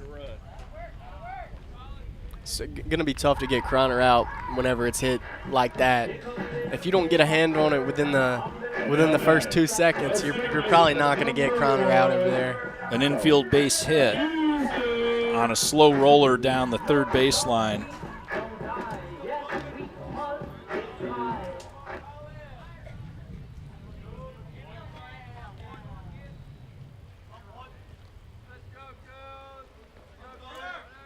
Cusick lines it right over the glove of Joachim, and 1 run will score. Kreiner's going to turn,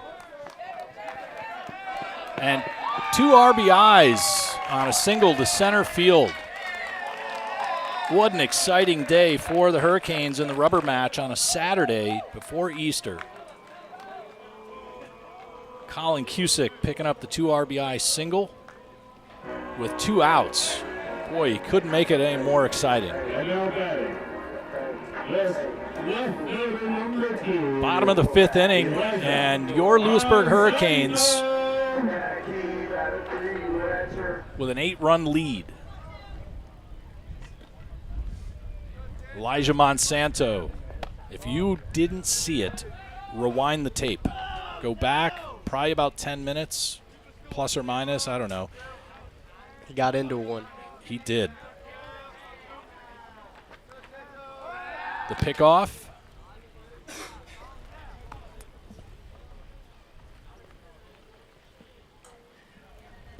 And back over there safely is Colin Cusick.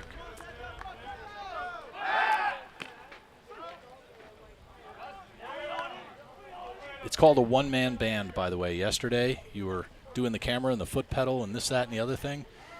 And there's a kind of a carnival entertainer that walks around with like a drum on his back and an accordion, like just all sorts of crazy stuff, right? And one-man band. I don't know why I froze on that yesterday. I thought of it on the way in.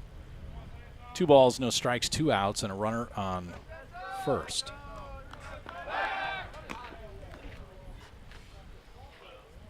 Hopefully Monsanto can get into another one, send it over that left field wall, and that'll be the ball game here, folks. 2 balls, no strikes, 2 outs, and a runner on first. The pitch, big swing and a miss. As Cusick coasts into second. Going to be a 2-1 to Monsanto.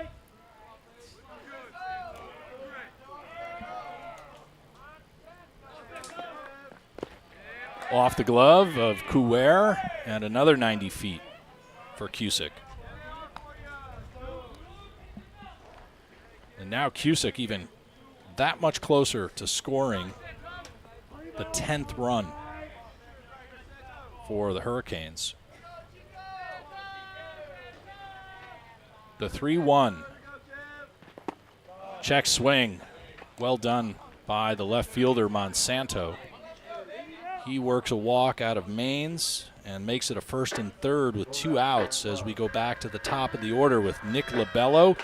Struck out, walked, and lined out to the shortstop. So what you're saying is he's due to hit one in the left center field gap. He is due for productivity.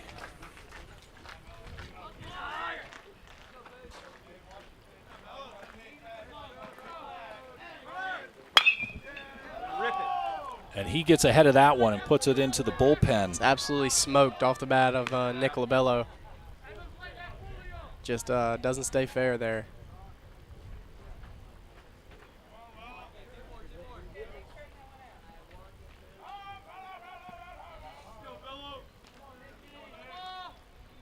Elijah Monsanto probably going to get the steal sign here again. And he does. Nick Monsanto down to second. Nick Labello going to foul one off behind the screen here. But then has to return to first because it was a foul ball.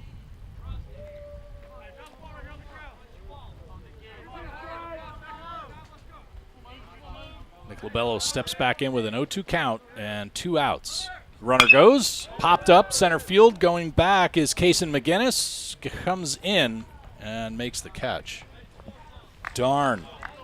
So close, Caden. So close. 2 left on as we go through the entire Louisburg College Hurricanes batting order, leaving off with Nick Labello on a fly out to center field with runners on and almost a walk-off. And when the Hurricanes come back to the plate in the 6th, it'll be Slowinski, Shadle, and Dunn.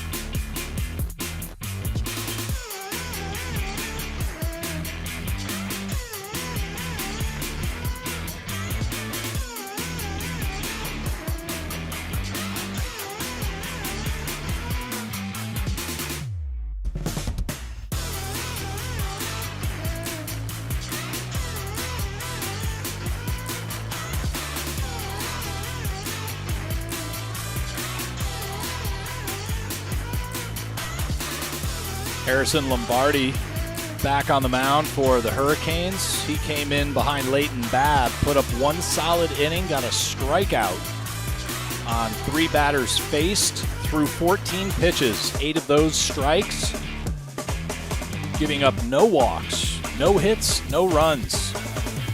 The Connecticut native got his parents here in the stands watching along as he and his defense for Louisburg College taking on the Flying Eagles. As we get back to live action.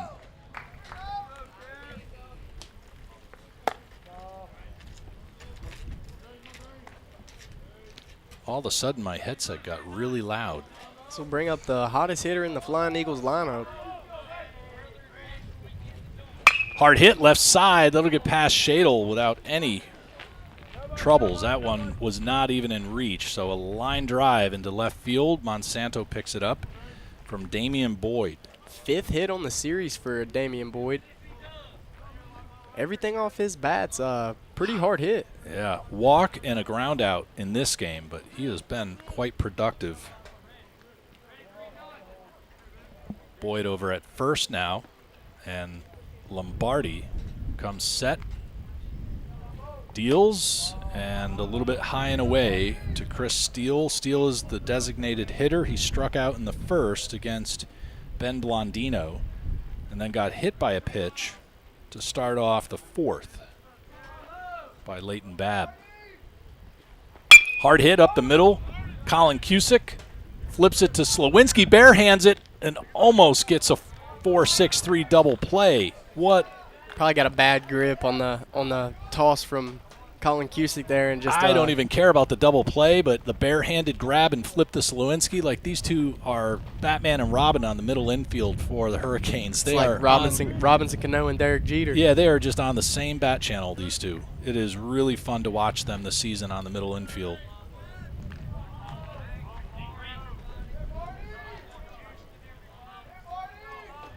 One out, runner on first, and Lombardi with a quick snapping delivery. Cast it a little bit wide to Modrak. Stepping in, though, is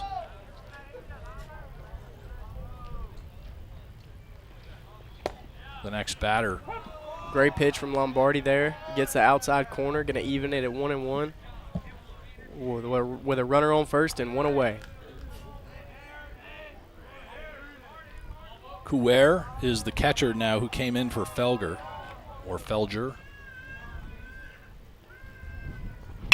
Slaps at one high and away, and it'll drop in foul territory before any of the Hurricanes can get to it. Nick Labello out in right gave chase for a moment, but that thing just dropped out of the sky as it reached the turtle.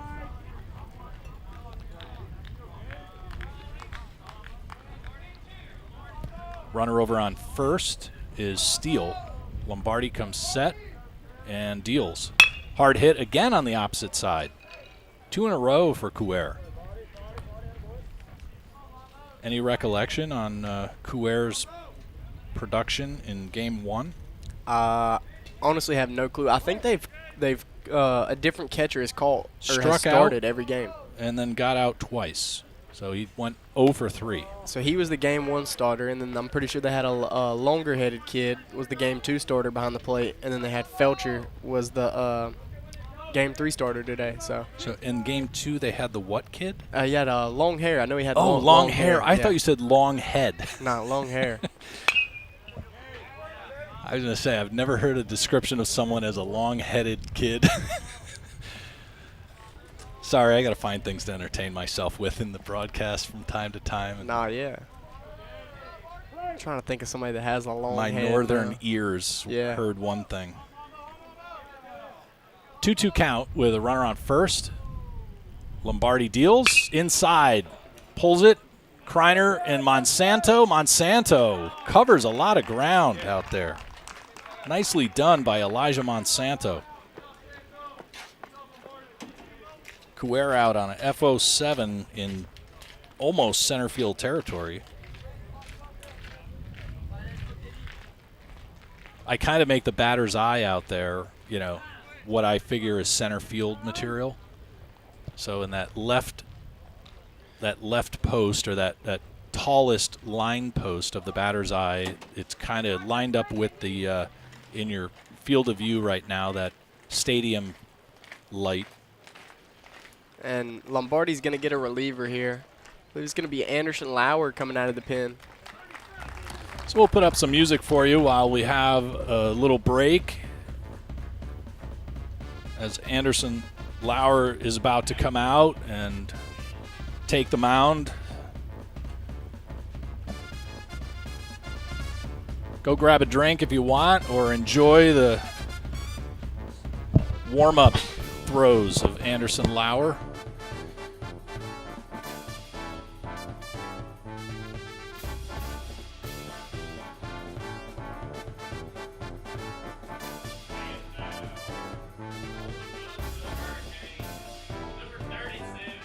Anderson Lauer with a 13.5 ERA on only an inning and a third of work so far, with a 400 opposing batting average. He's seen 5 batters this season with 1 strikeout, 1 walk, and has given up 2 runs on 2 hits,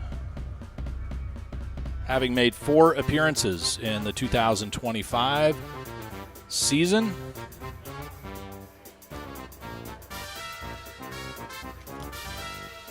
Lauer is a left-hander, freshman out of Wake Forest Heritage High School. Pretty close nearby here in the northeast area of the state capital. Lauer checking in at 6'1" and probably a $175, $180 at this point, if I had to guess. All these freshmen put on weight once they get here with the lifting program and the food.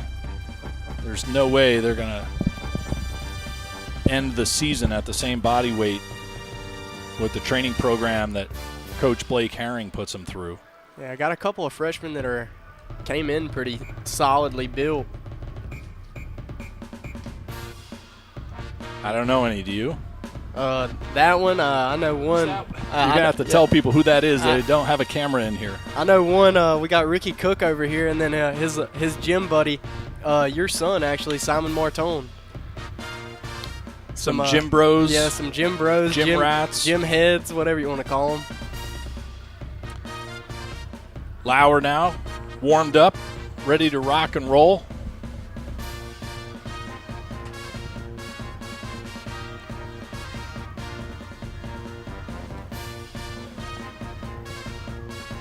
Joaquim, the shortstop, steps in for his 4th trip.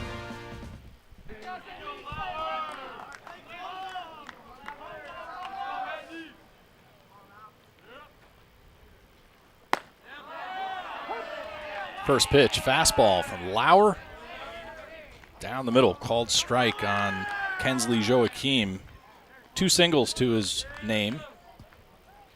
It's 2 for 2, but he looks at 2 strikes from Lauer. And Lauer coming in feeling comfortable, feeling lefty hot. on lefty. It's not always the easiest to hit against a lefty when you've been hitting against a righty all day. 2 outs, 0-2 count, and a runner on first. Lauer deals, and great pitch. Joaquim grounds it to Colin Cusick. And Jamie Stallings says not quick enough. So a little hesitation as Cusick thought about going to second to get Steele, but then didn't like what he saw and turned and fired over to first, but Joaquim's quick. Yeah, pretty quick kid over there. I believe he's the shortstop for the Flying Eagles. And Anderson Lauer does a great job of getting 2 strikes early in the count, getting a ground ball.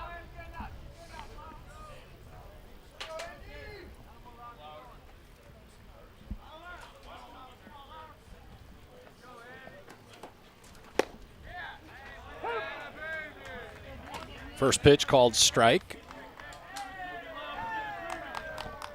Ben Kilborn, the left fielder, he's 0 for 2.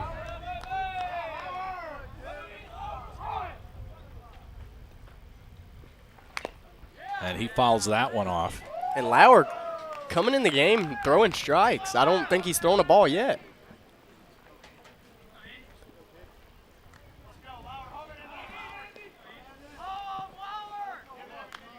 So it looks like Coach Herring has got even more relief warming up, trying to just get reps in, game reps in here. Gonna get some guys some reps, get some guys some innings.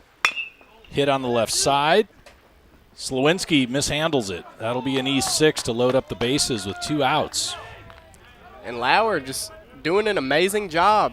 Just keeps rolling ground balls, and hopefully he'll get rewarded. Hopefully he'll roll another one right here and get rewarded for it. Well, bases loaded as John Rule comes up. He grounded into a double play in the second, then struck out in the fourth. And Lauer and the infield hopeful for the same kind of activity. He's playing right field for the Flying Eagles, and he swings right through a fastball from Lauer that has a little bit of English on it. And this guy, Anderson Lauer, is just coming in and doing his job right now. Another left-hander in the bullpen warming up for the Hurricanes. Lauer just misses a touch wide. Good miss, as is said in the business. Definitely a good miss there. I probably would have swung at it if I was in the batter's box. A little over 50 people. Thanks for watching along wherever you may be. And John Rule pops one up. And out of play. 1 ball, 2 strikes, 2 outs, bases loaded, and we have the fourth pitcher for the Hurricanes as they lead by 8 rather, 9-1. Lauer deals, popped up right side, and Nick Labello comes up with it.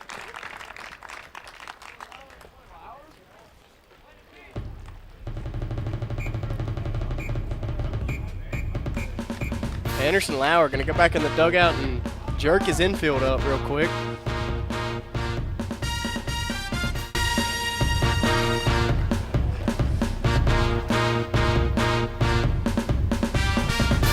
Louisburg College Hurricanes baseball on the Louisburg Sports Network via YouTube, brought to you all season long by Murphy Farm Hay and Feed, families, farms, communities for 40 years, and Mangum Insurance Agency with products and service for each and every occasion, with offices in Coates and Dunn. And if you want some Eastern North Carolina whole hog barbecue, Caden, you're going to find your way to Johnny's Barbecue right here in Louisburg, North Carolina. You're going to tell them that Caden and Bill sent you from the Louisburg Sports Network Hurricanes baseball broadcasts, and see what they dish up for you. Use code Heron for 15% off. That's not a real thing, so don't go and try that. But you heard it here first from Caden Lasley with the code Herring that might get you 1 hush puppy.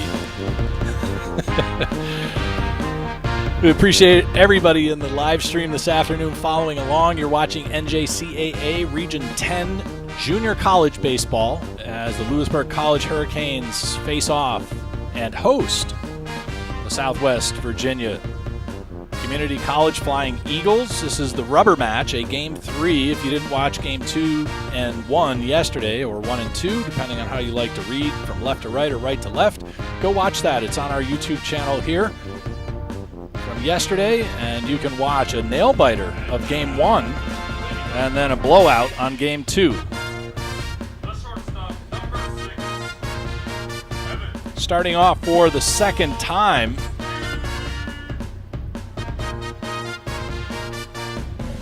is Evan Slowinski. Oh boy, got all sorts of stuff going on here. Evan Slowinski going to watch first pitch, ball outside.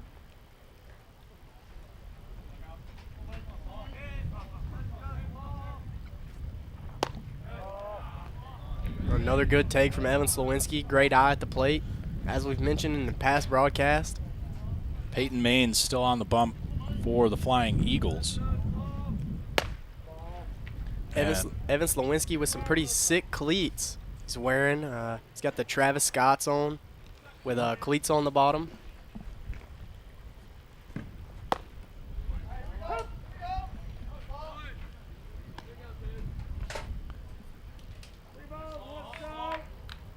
Travis Scott footwear.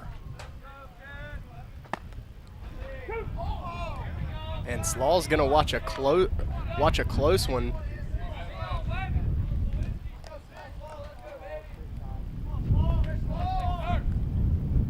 Full count, swing and a miss. Gets him to fan on a low and away pitch. After those 2 strike calls, kind of a, what else are you going to do but protect, right? You got to just try to stay alive. And puts quick out in the book. It's definitely tough if you're a hitter. It'll mess up your mental a little bit with where the strike zone's at, and then you kind of get in the defense mindset. First pitch to Shadle inside.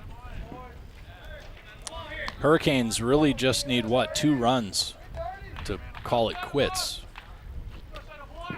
2 runs here. Hard hit in the gap of right center field. That drops in. And Shadle with a single with 1 out. And Jace Dunn could end this game with 1 swing of the bat here. Well, certainly a possibility, and it looks like the head coach for the Flying Eagles, Stephen McMillan, is going to come out, and he's going to give some consideration to his approach on the mound with a reliever for Peyton Maines, who just seems to be getting not so much lit up. He got the strikeout on Evan Slowinski, but just saw Shadle put one deep into right center field and understands this middle part of the batting order for the Hurricanes. Shadle, Dunn, Jones, Modrak, heck, all the way down to Monsanto can go yard on you at any moment here at Frazier Field. So Coach McMillan makes the choice to swap out pitchers to see if he'll have any better luck. Number 32 looks like it's going to be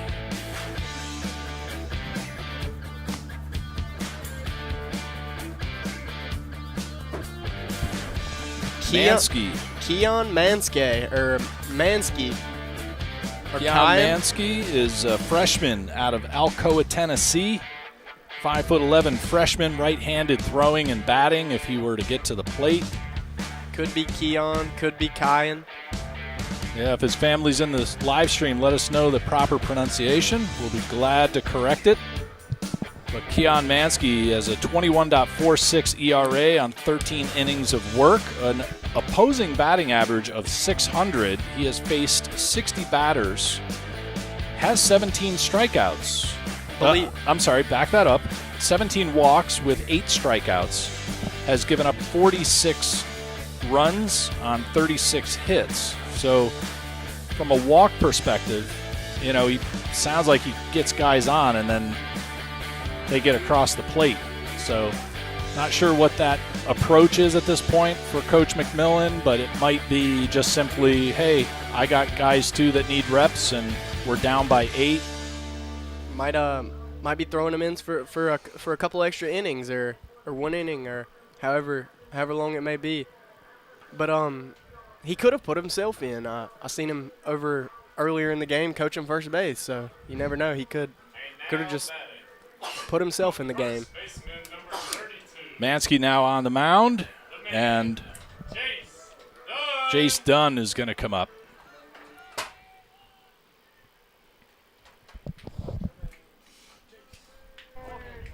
The first pitch, breaking ball, and Dunn swings right over the top of it. Might have tipped it, but he did not hit it. Jace Dunn brings a lot of power to the plate, a great bat, can hit situationally. And in the situation right now, all we need is a home run. Inside, misses 1-1 with 1 out. Preston Major, thanks for joining us. Class of 2011. Let's go Canes. Thanks for joining us and watching along. 52 people in the broadcast. And that one hot into the dugout of the Flying Eagles. Sounds like it smashed into a couple bats.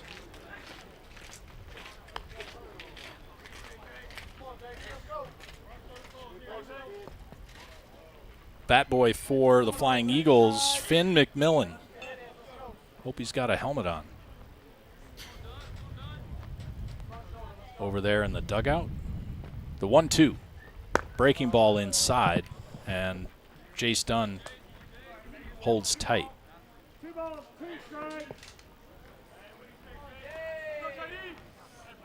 Shadle down on first. Conservative lead.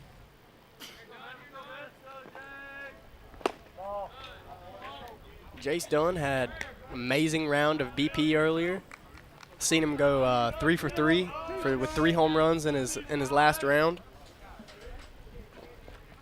Mansky comes set on the full count. And Dunn,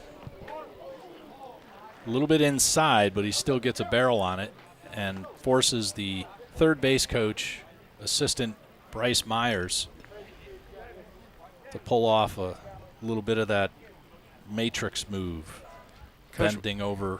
Coach Myers, not a player, but a former player, very athletic. Grad student, as I understand. Oh, yeah, he is. Yeah, he is. Remember discussing that with him at Richard Bland. Shadle's still over at first, 1 out, and a full count now for Jace Dunn. Mansky deals. Dunn, left side. Joaquim, 4-6-3. Son of a gun, they get out of it. As the Hurricanes leave one on, in some regard, a double play took it out. 6-4-3. Logan Metters going to be the pitcher for your Hurricanes. He's going to come in and throw in the top of the 7th.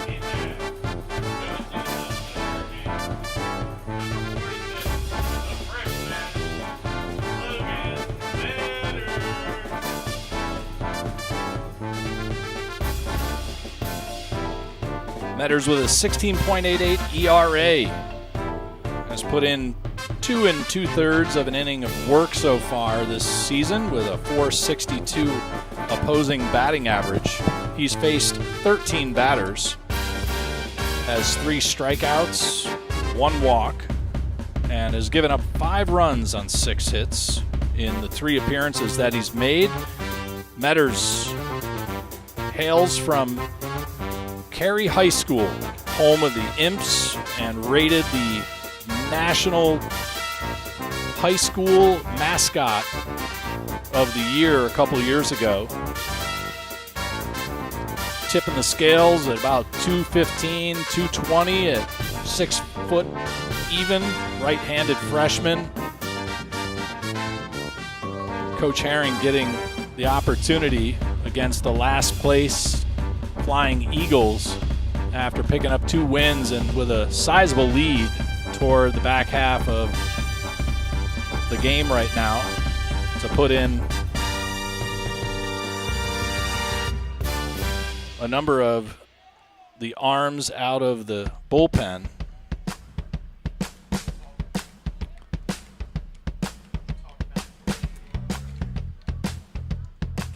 Talked about his green glove earlier. Metters earned the nickname Mariano Metters this fall. I'm not sure how he earned the nickname, but amongst the pitchers, I know that's what they call him. Oh, kind of like Mo Money Modrak, just rolls off the tongue. Kind of does. His walkout should be Enter Sandman, in my opinion. Yeah, if he's going to have that name. Another red glove down in the bullpen.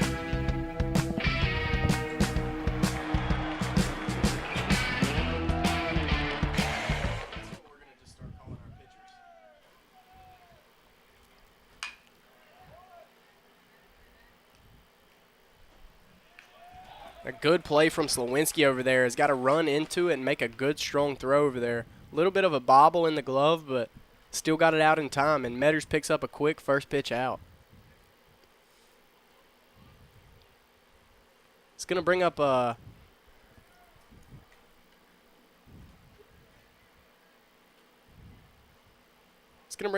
Eagles' second baseman, Ronnie Hall. Hall. He gets out of a high heater from Metters. McLaughlin was the first hitter that just grounded out.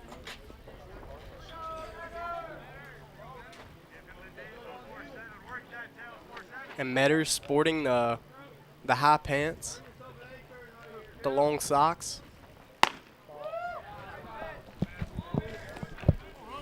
McLaughlin is in for McGinnis.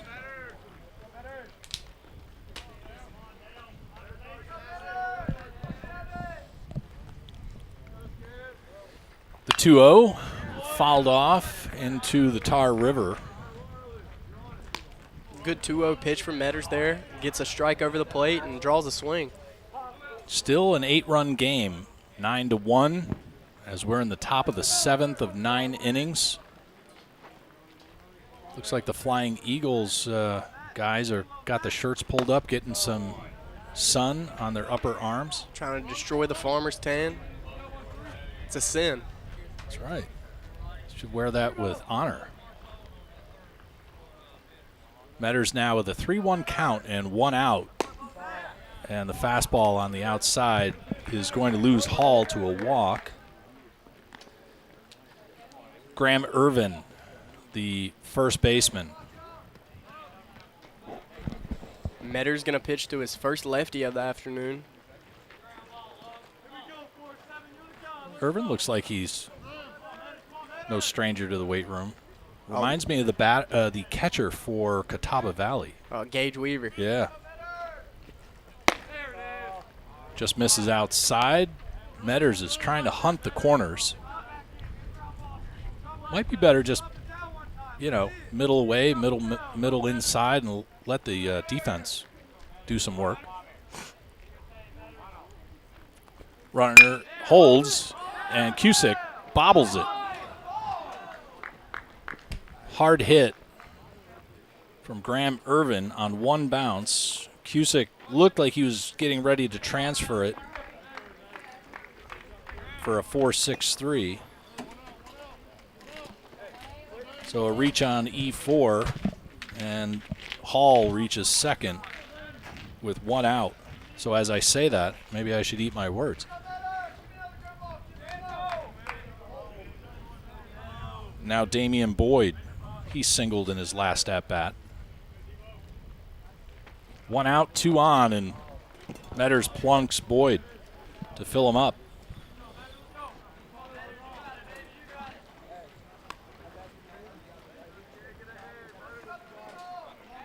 Right-hander in the bullpen for the Hurricanes with a red glove. Who would that be? Can you tell? Everybody's got a red glove. Tanner Robertson. To tell from that windup there. 1 out, bases loaded. And a called strike to Chris Steele. DH, struck out, hit by pitch, and reached on a fielder's choice in his last at-bat. Popped up, left side, out of play. 0-2 count.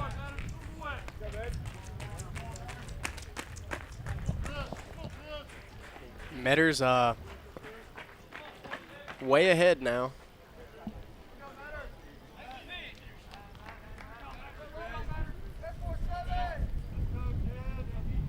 The 0-2, low and away.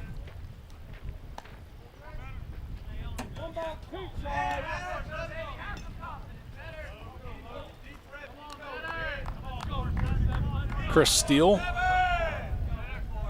steps back in and up to the plate with a 1-2 count and 1 out. Slaps it foul just past the bare hand of the third base coach and head coach, Stephen McMillan. And we're getting those 17 to 20 mile an hour gusts right now that were forecasted earlier today. I bet they feel good on the field, though, for sure. Oh, yeah.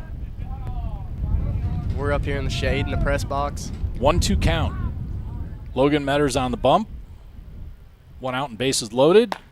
And he just misses outside. Probably a little too high based on where I saw Modrak's glove.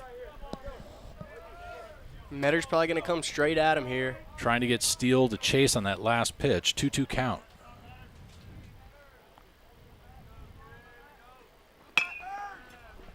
And Steele stays alive, trying to protect on an inside breaking ball.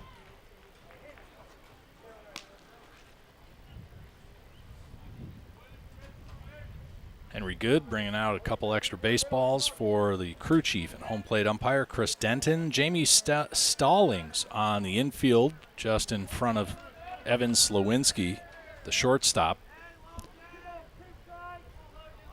And Steele steps back in. The pitch. And again, that outside spot is just not coming in tight enough to get a called strike out of Chris Denton. Full count.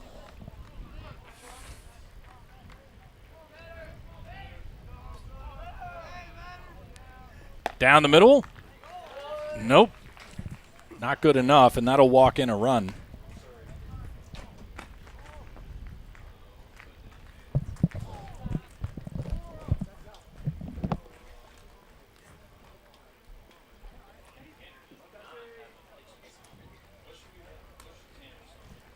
Coach Herring going to come out and give relief to Logan Metters.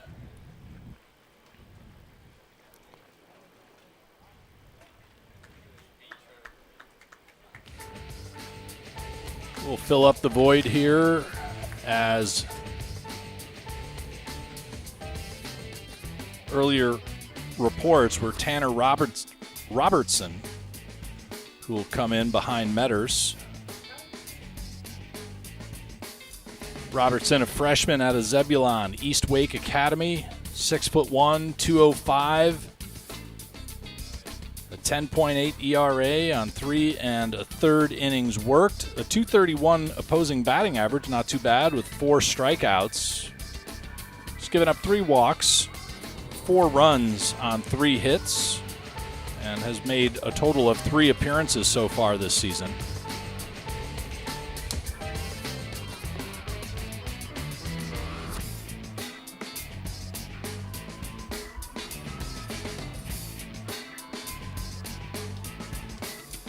Here's Mr. Robertson himself with the red glove, a right-hander. He's got that big leg swing that comes around on the delivery.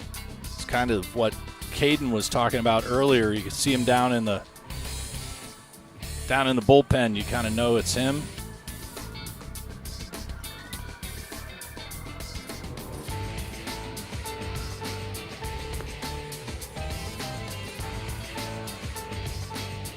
Sixth pitcher of the game for the Hurricanes, and with 1 out, I'm sure Coach Herring is hopeful that Tanner Robertson can get the job done, pick up a double play on the infield.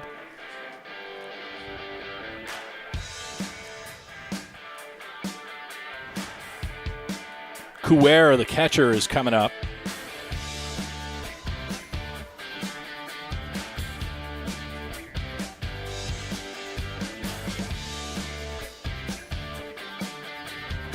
Couer flied out to Monsanto in left.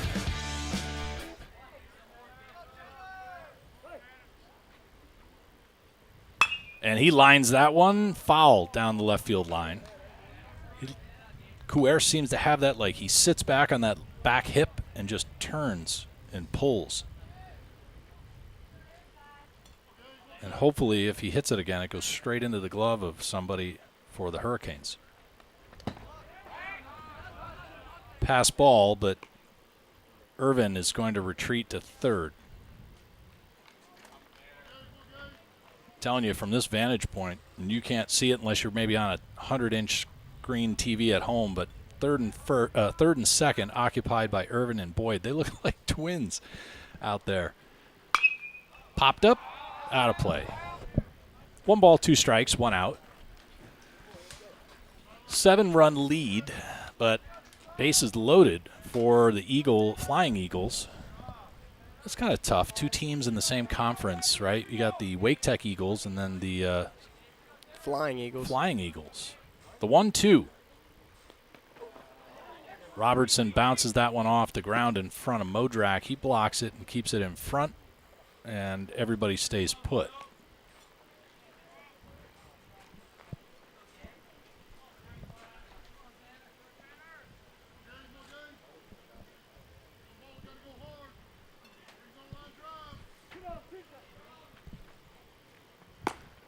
Outside, 2-2.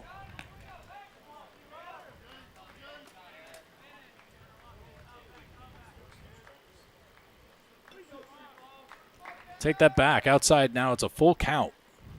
And he pulls that one left field. Monsanto on the run. Hits the fence. And 2 runs are going to score. Maybe 1. Only 1. Boy, I mentioned it. Maybe I should be quiet. Steele stayed back on it, turned, got ahead of it, and fortunate for the Hurricanes, he only drove in 1 run on a very long single off the fence in left field. Thankfully, Irvin kind of held up, and didn't assume anything. And that really held up Boyd behind him and Steele. So Couer reaches on an RBI single. And Joachim, the shortstop. Hate to say it, but he's 3 for 3.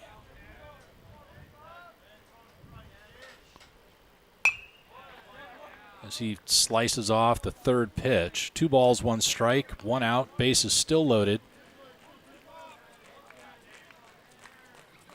And I'm seeing 2 more arms down in the bullpen, or at least 1. And that one's got a black glove. Pass ball, runners stay put. Believe that's Simon Martone down there in the bullpen.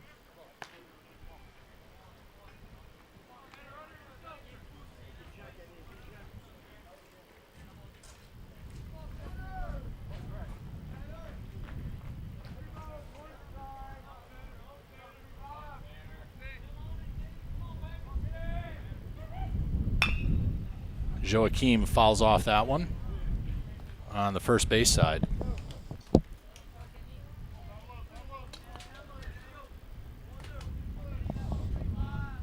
Tanner Robertson is the 6th pitcher now for the Hurricanes. He's got a full count with 1 out on Joachim, and he loses him and walks in a run.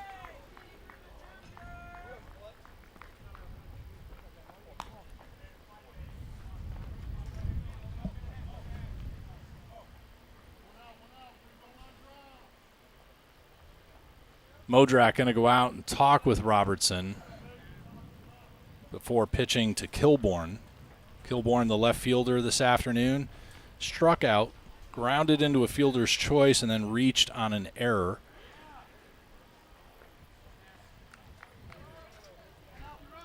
The excitement has waned here in the booth.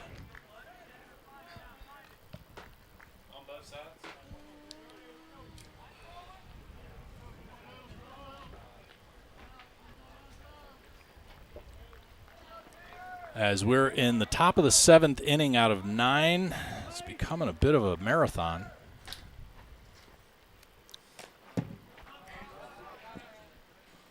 And that one gets past Modrak. He receives it, or retrieves it rather quickly.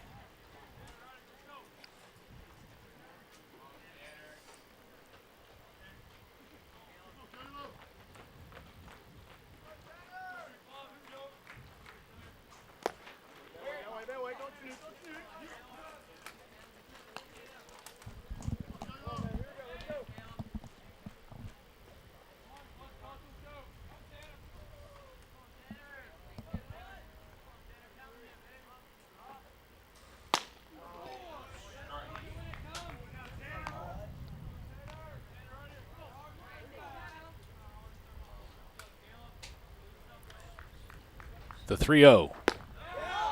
The throw down to first in the event that it was a called strike, and another run walks in.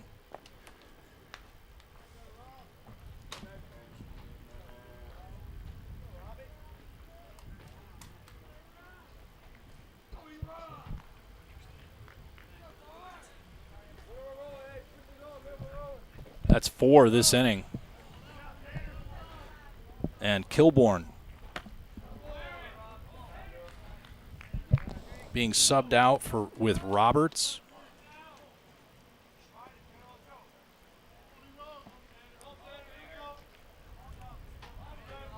I'm sorry, Rule with Roberts.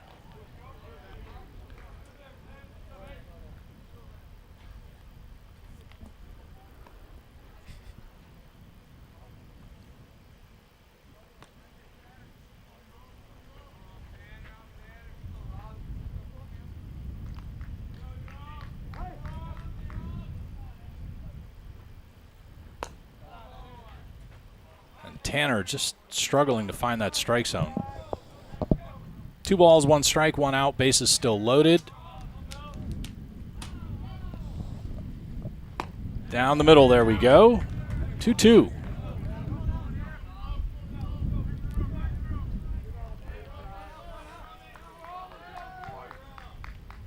Roberts at the plate, checks his swing on the next offering, and the count will be full.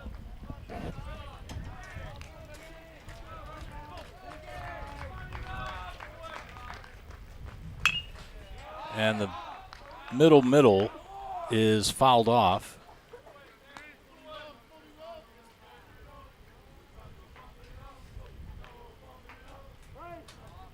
Nine to 5. It's not the way it should be going. The full count from Robertson. Just gets him, rings him up. Well done for Tanner Robinson with 1 out and bases loaded.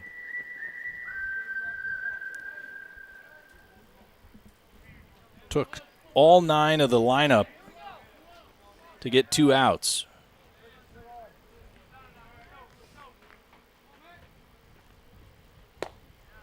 There we go, down the middle, called strike, says Chris Denton, our crew chief and home plate umpire. Tanner Robertson just now starting to get settled in. Swing and a miss on a little bit of a breaking ball. It drops low and away. He's got 0-2 to the batter. With 2 outs. And this is McLaughlin. He is in for McGinnis, who started as the center fielder. The 1-2. Big breaking ball, and McLaughlin reaches up way out of the strike zone and just touches it with the barrel. Big hanging curveball. The 1-2 again. Just misses low and inside. 2-2-2 on the board here in the stadium. And for those of you watching along on the Louisburg Sports Network in YouTube, the 2-2 swung on and put it on a line out to Nick Labello. And he puts a wrap on a very long inning. Holy Hannah.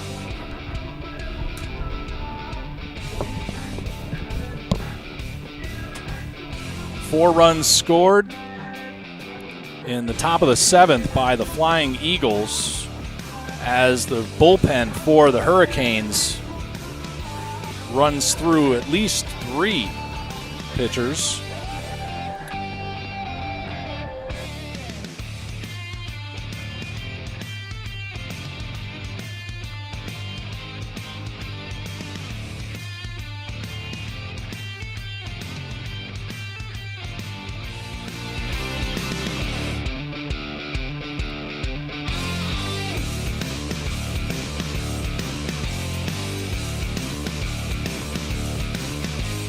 This copyrighted telecast presented by the authority of the Louisburg College baseball team may not be reproduced or retransmitted in any form, while the accounts and descriptions of this game may not be disseminated without the express written consent of the Louisburg College baseball team.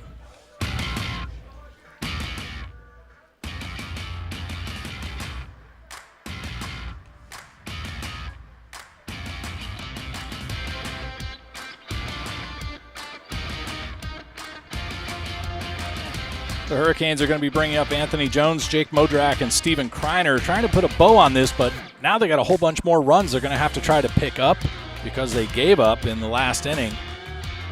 Only a 4-run lead. It was 8, and all they needed was 2 to make it 10 for a mercy rule. So unless the bats of the Hurricanes can start digging into the bullpen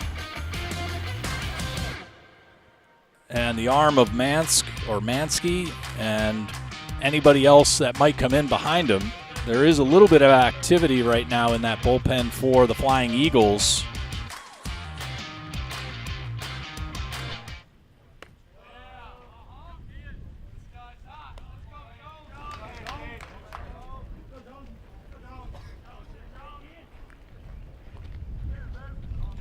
Anthony Jones gets it started with a line drive in the left field.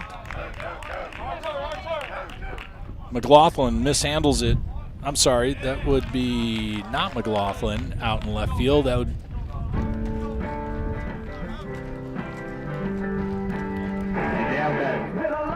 Johnson out in left field.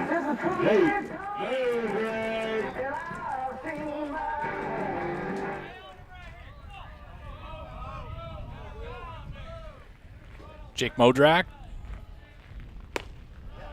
A little bit of a sidey spin from Mansky.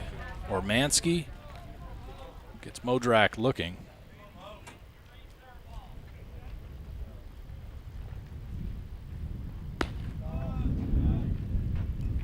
Mansky's kind of like casting a little bit, that outside, kind of like a fishing rod, palm up, twisty 1-1 count. Breaking ball. Modrak right over the top of it while Jones is still down at first with that leadoff line drive single into left field. So hot that Johnson had a hard time fielding it. The 1-2, low and away.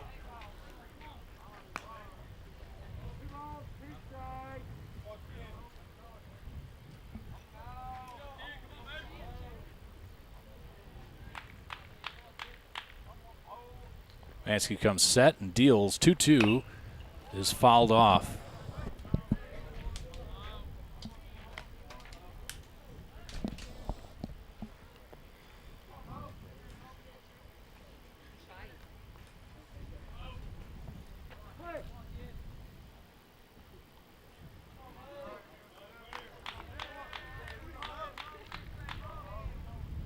Two balls, two strikes, no outs and a runner on first. And the pitch is blocked by the catcher, Couer.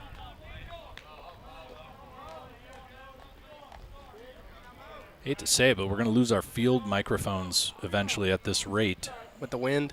No, with the batteries running out. Oh, yeah. I got both mics out there today, and this game is dragging on. We're over 2.5 hours. A fly ball into right center field. Moving over is McLaughlin, and he can't get a handle on it as he dives for it.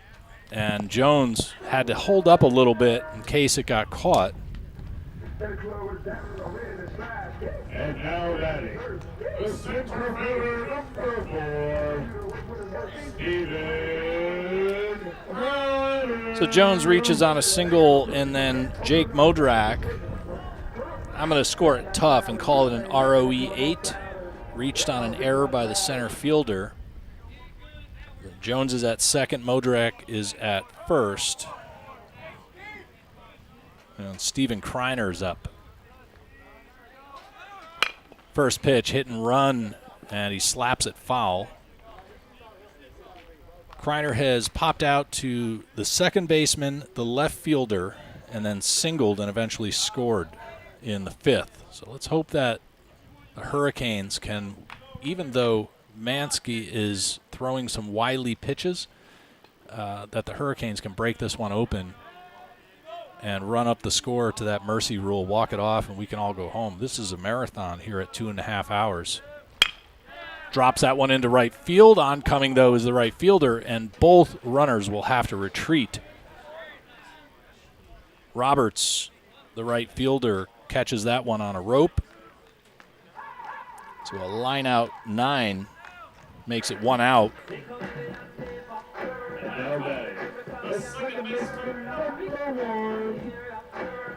Colin Cusick walked, popped out or flied out to left, and then singled.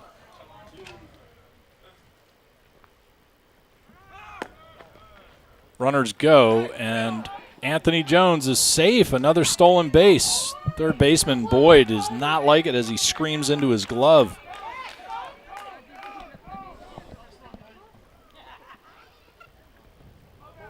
Second or third stolen base now in this weekend for Anthony Jones. Colin Cusick back at the plate in the box with a 1-0 count, 1 out, and 2 runners in scoring position. Bounces that one over Boyd's head into left field. Modrak is going to try to outrun it, and he does on the throw from left field. So 2 RBI single, well executed by Colin Cusick. And I'm happy to see that he just held at first and did not try to go and stretch it and all that, because we haven't had the good luck with those. Left fielder number 2, Elijah Monsanto. Monsanto with the strikeout, followed it up with a home run and then a walk. Runner goes, the throw down to second, not in time.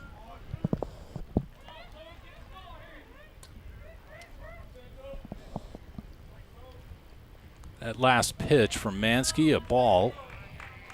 1 out, 1 on second. Colin Cusick and Elijah Monsanto at the plate. The 1-0 pitch, outside, going to get past Couer, and Colin Cusick now with 2 stolen bases. So a potential 3rd run with 1 out sits over at 3rd, that 3rd run for this inning, and it looks like head coach Stephen McMillan probably going to give relief Maybe to not. Mansk. There is an arm warming up in the bullpen.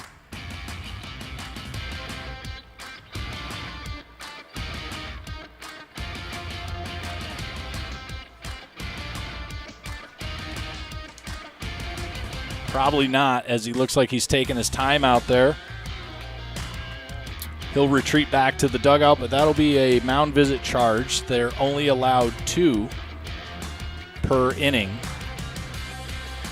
as Mansky will stay on the mound.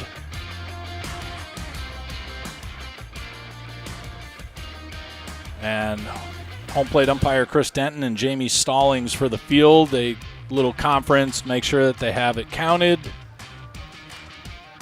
And it almost looks like Mansky, all right, yeah, he's going to return, just kicking into the rubber.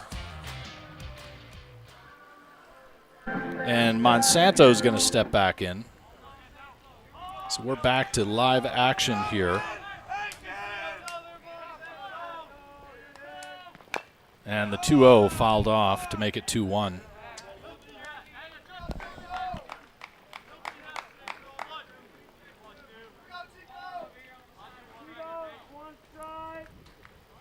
So the Hurricanes would have to run it up to 15 in this inning. They're at 11. Well, 13. 13? 13. Oh, count goes down? After the 7th, I think it goes to 8. 8? Okay, good. I mean, at this point, we're at 2:35 on the broadcast clock, so Yeah. tomato. Yeah, it really doesn't matter. Either way, it's been a long game, but everybody's been able to get some reps in, some guys that need to get innings. The 2-2 fouled off. Some guys that needed to get innings have thrown.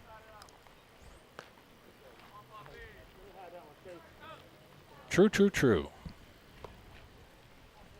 Nick Labello's on deck. And Monsanto steps back in. 2-2 with 1 out and a runner, Colin Cusick, on 3rd. The pitch bounced once to the second baseman, and a fielder's choice of sorts in that he holds Cusick at 3rd as Monsanto is out on a GO4. And that makes it 2 as we go back to the top of the order with Nick Labello. Now batting, the leadoff and right fielder number 39, Nick Labello. Labello struck out against Eads in the first, but then walked, lined out to the shortstop, and popped out to the center fielder or fly out. And he gets plunked. So that's one way to get on. This might be a good time. Go what?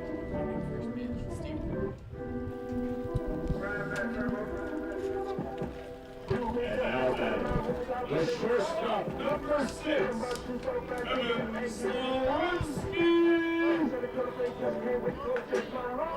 Slowinski now stepping in for his 5th time with the strikeout, surprisingly, in his last at-bat. We're going to take a look at Nick Lobello and see what he does here. Mansky comes set. The pickoff, not in time. It's almost like we knew something was going to happen over there at first base. Telegraphed, someone would say, or choreographed. Lobello kind of rocking. He goes, and a foul ball from Slowinski. Couer behind the plate, he kind of got into that real low crouch that you get into as a catcher if you anticipate the runner is going to go. And Lobello back to first. I'm sure that's probably not going to stop him from going this pitch. The 0-1 pickoff, not in time. Lobello back. And Couer behind the plate looking into the dugout as Mansky back on the bump with an 0-1 and 2 outs. Another pickoff. So he's really trying to get that out over there in an 11-5 ball game. Coach Stephen McMillan given the catcher, Couer, the sign to tell Mansky to go for the pickoff. Again and again and again. 3 in a row. In an 11-5 ball game. Well, really wants that out at first base. I think he just really doesn't want him to run. And a very casual pickoff. I think Mansky's getting like, come on, coach. Just can I throw, please? I mean, those pickoffs don't count toward your pitch count, but they still tire out your arm. They do. I've always wondered that, why they don't count to your pitch count. But the 0-1 now.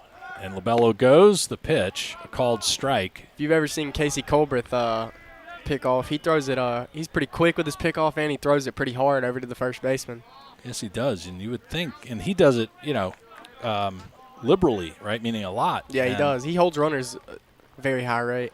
Inside, almost hits the thigh of Slowinski. I mean, you would think, so he pitched 111 the other day with the pickoffs. You'd probably put him up to 130. Oh, yeah, 100%.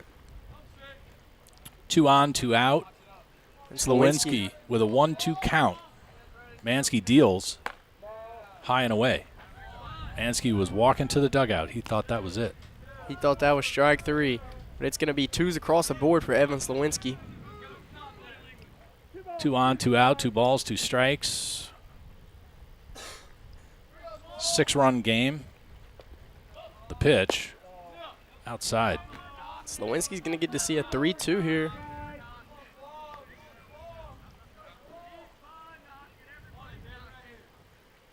Full count will have to be good for Evan Slowinski. And that drops below the strike zone and fills up the bases on a walk.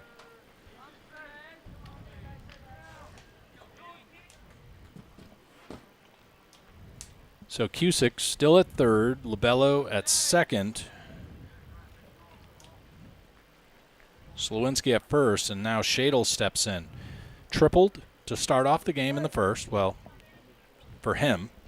Grounded out in the third, walked in the fifth, singled in the sixth, and he looks at the first pitch from Mansky, who's at 33 pitches.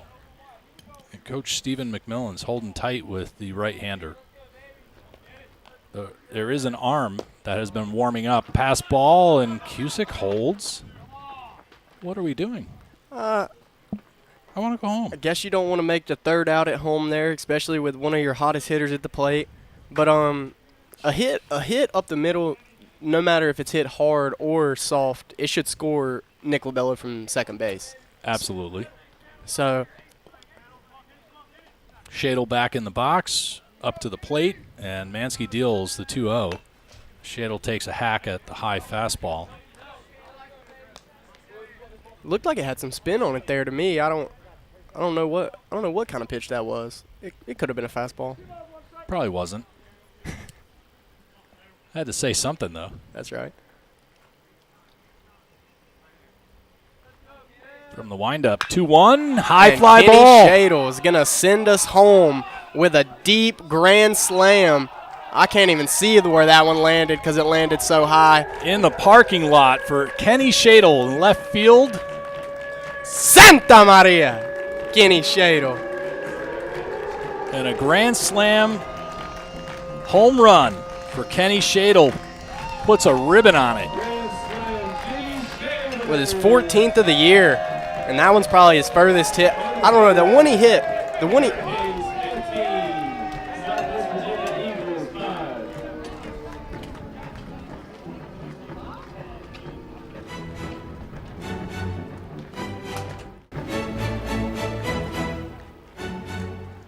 As the Louisburg Hurricanes sweep the Southwestern Virginia Community College Flying Eagles here at Frazier Field in Louisburg, North Carolina.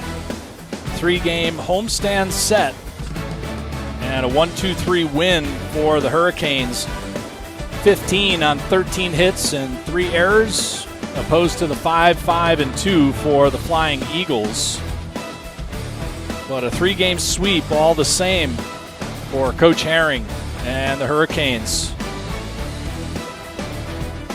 As always, for our entire production crew here in the booth from behind the backstop, Jackson Bottoms, Ricky Cook, Caden Lasley, myself, Bill Martone, all saying thank you for joining us on behalf of Coach Herring and the entire Louisburg College baseball organization. Have a very good afternoon and a happy Easter if you're celebrating it. And if all goes well, we'll see you back here on the Louisburg Sports Network Wednesday afternoon as they are on the road at Ting Stadium to face off against the Wake Tech Community College Eagles.